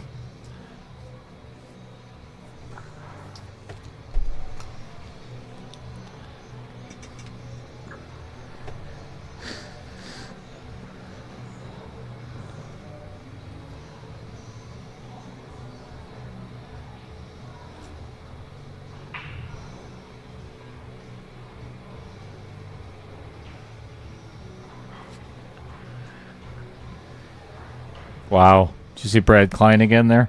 Yeah. I thought 600 was our ages. Yeah. How old is Brad? He can't be much younger than us. No, I played on a Sunday night pool team, Tim and I think Brad's probably Dale. I think he's about 92. 92, yeah. I can see that. Well, I think this is... This should be over with, to be honest with you. It should be 2-7-3-1-8 and done. Mm-hmm. Little inside English to get onto the 7 ball. Just like so. Now he's a little steep. Now he could actually play the 7-1-3-8. It would not hurt at all to play the 7 ball and draw into the 8 ball and give that a nudge, because he's almost guaranteed a shot on the 3 and potentially the 1. Just like... Nice spin on it. Came off the I rail. don't think he's got the 1 straight in. Yeah, stop it. And this is ideal if make sure you don't get on the rail and you leave yourself with a straight draw shot on the 3. Yeah, right there. So draw back about a ball and a half on the 1. And this could be all over with, folks. Dale, you got to answer Kevin's question. No, I'm not. I know you were avoiding it. Yeah, I'm looking right at it, and I won't even. I'm not even talking to Kevin Dorn right now. Poor Lisa. She's actually shorter than I am, if you can believe that. So you should see baby Cheddar. Again, she's 4'10", 4'11", something like that. But she's growing. It's a good angle. Yeah. I like this angle for Tim. This should be game over. Let's get you an overhead. See what Tim's looking at as well. Yep. Drew it. Nice. Yeah. This is all she wrote, folks. Good match. Indeed. Tim Stockinger is, once this 8 ball goes down, then I'll call it, is moving on to the semifinals. Congratulations, Tim. John Sondelski did not bring his A game. I mean, like I said, he shot really great at times, just a little bit inconsistent, and, we're... Anywho, I cannot thank you enough for being here this evening. Thank you, Dan. Thank you. Very much for sitting in. Good times. Tell you what, if Good talk, good times. you got anything else to say about the fishing report or anything, or no, I covered most of it. But Are you, they're going to bite tomorrow. are you still looking for people to sign up for charters this summer? Yeah, we had a good day today actually on calls. We had a lot of calls, questions, reservations, but yeah, it's go time. Get your reservations in and get out on Lake Michigan for some world-class salmon fishing. It's you fish them, Dale. It's fun. I'm telling you, if you've never been on a charter boat on Michigan or even a boat with anybody else, I'm telling you this. And I'm not saying that just because he's a sponsor of mine and we've been friends for so long. This is the best to go out on Michigan with. There's no doubt about it. And he knows where the salmon grounds are. He will get you on fish every time. I appreciate that, Dale. And my outfit, this is my 39th year in business, and we consistently every year run just over 1,000 trips a summer.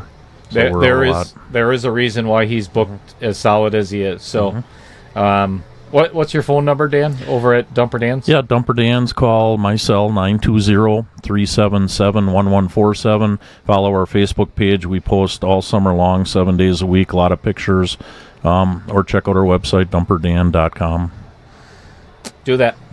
Good times. Thank Fish on. everybody for being here tonight. Tomorrow night, again, it is Bob Mooney taking on Robbie Schmidt. Again, that is 7 o'clock.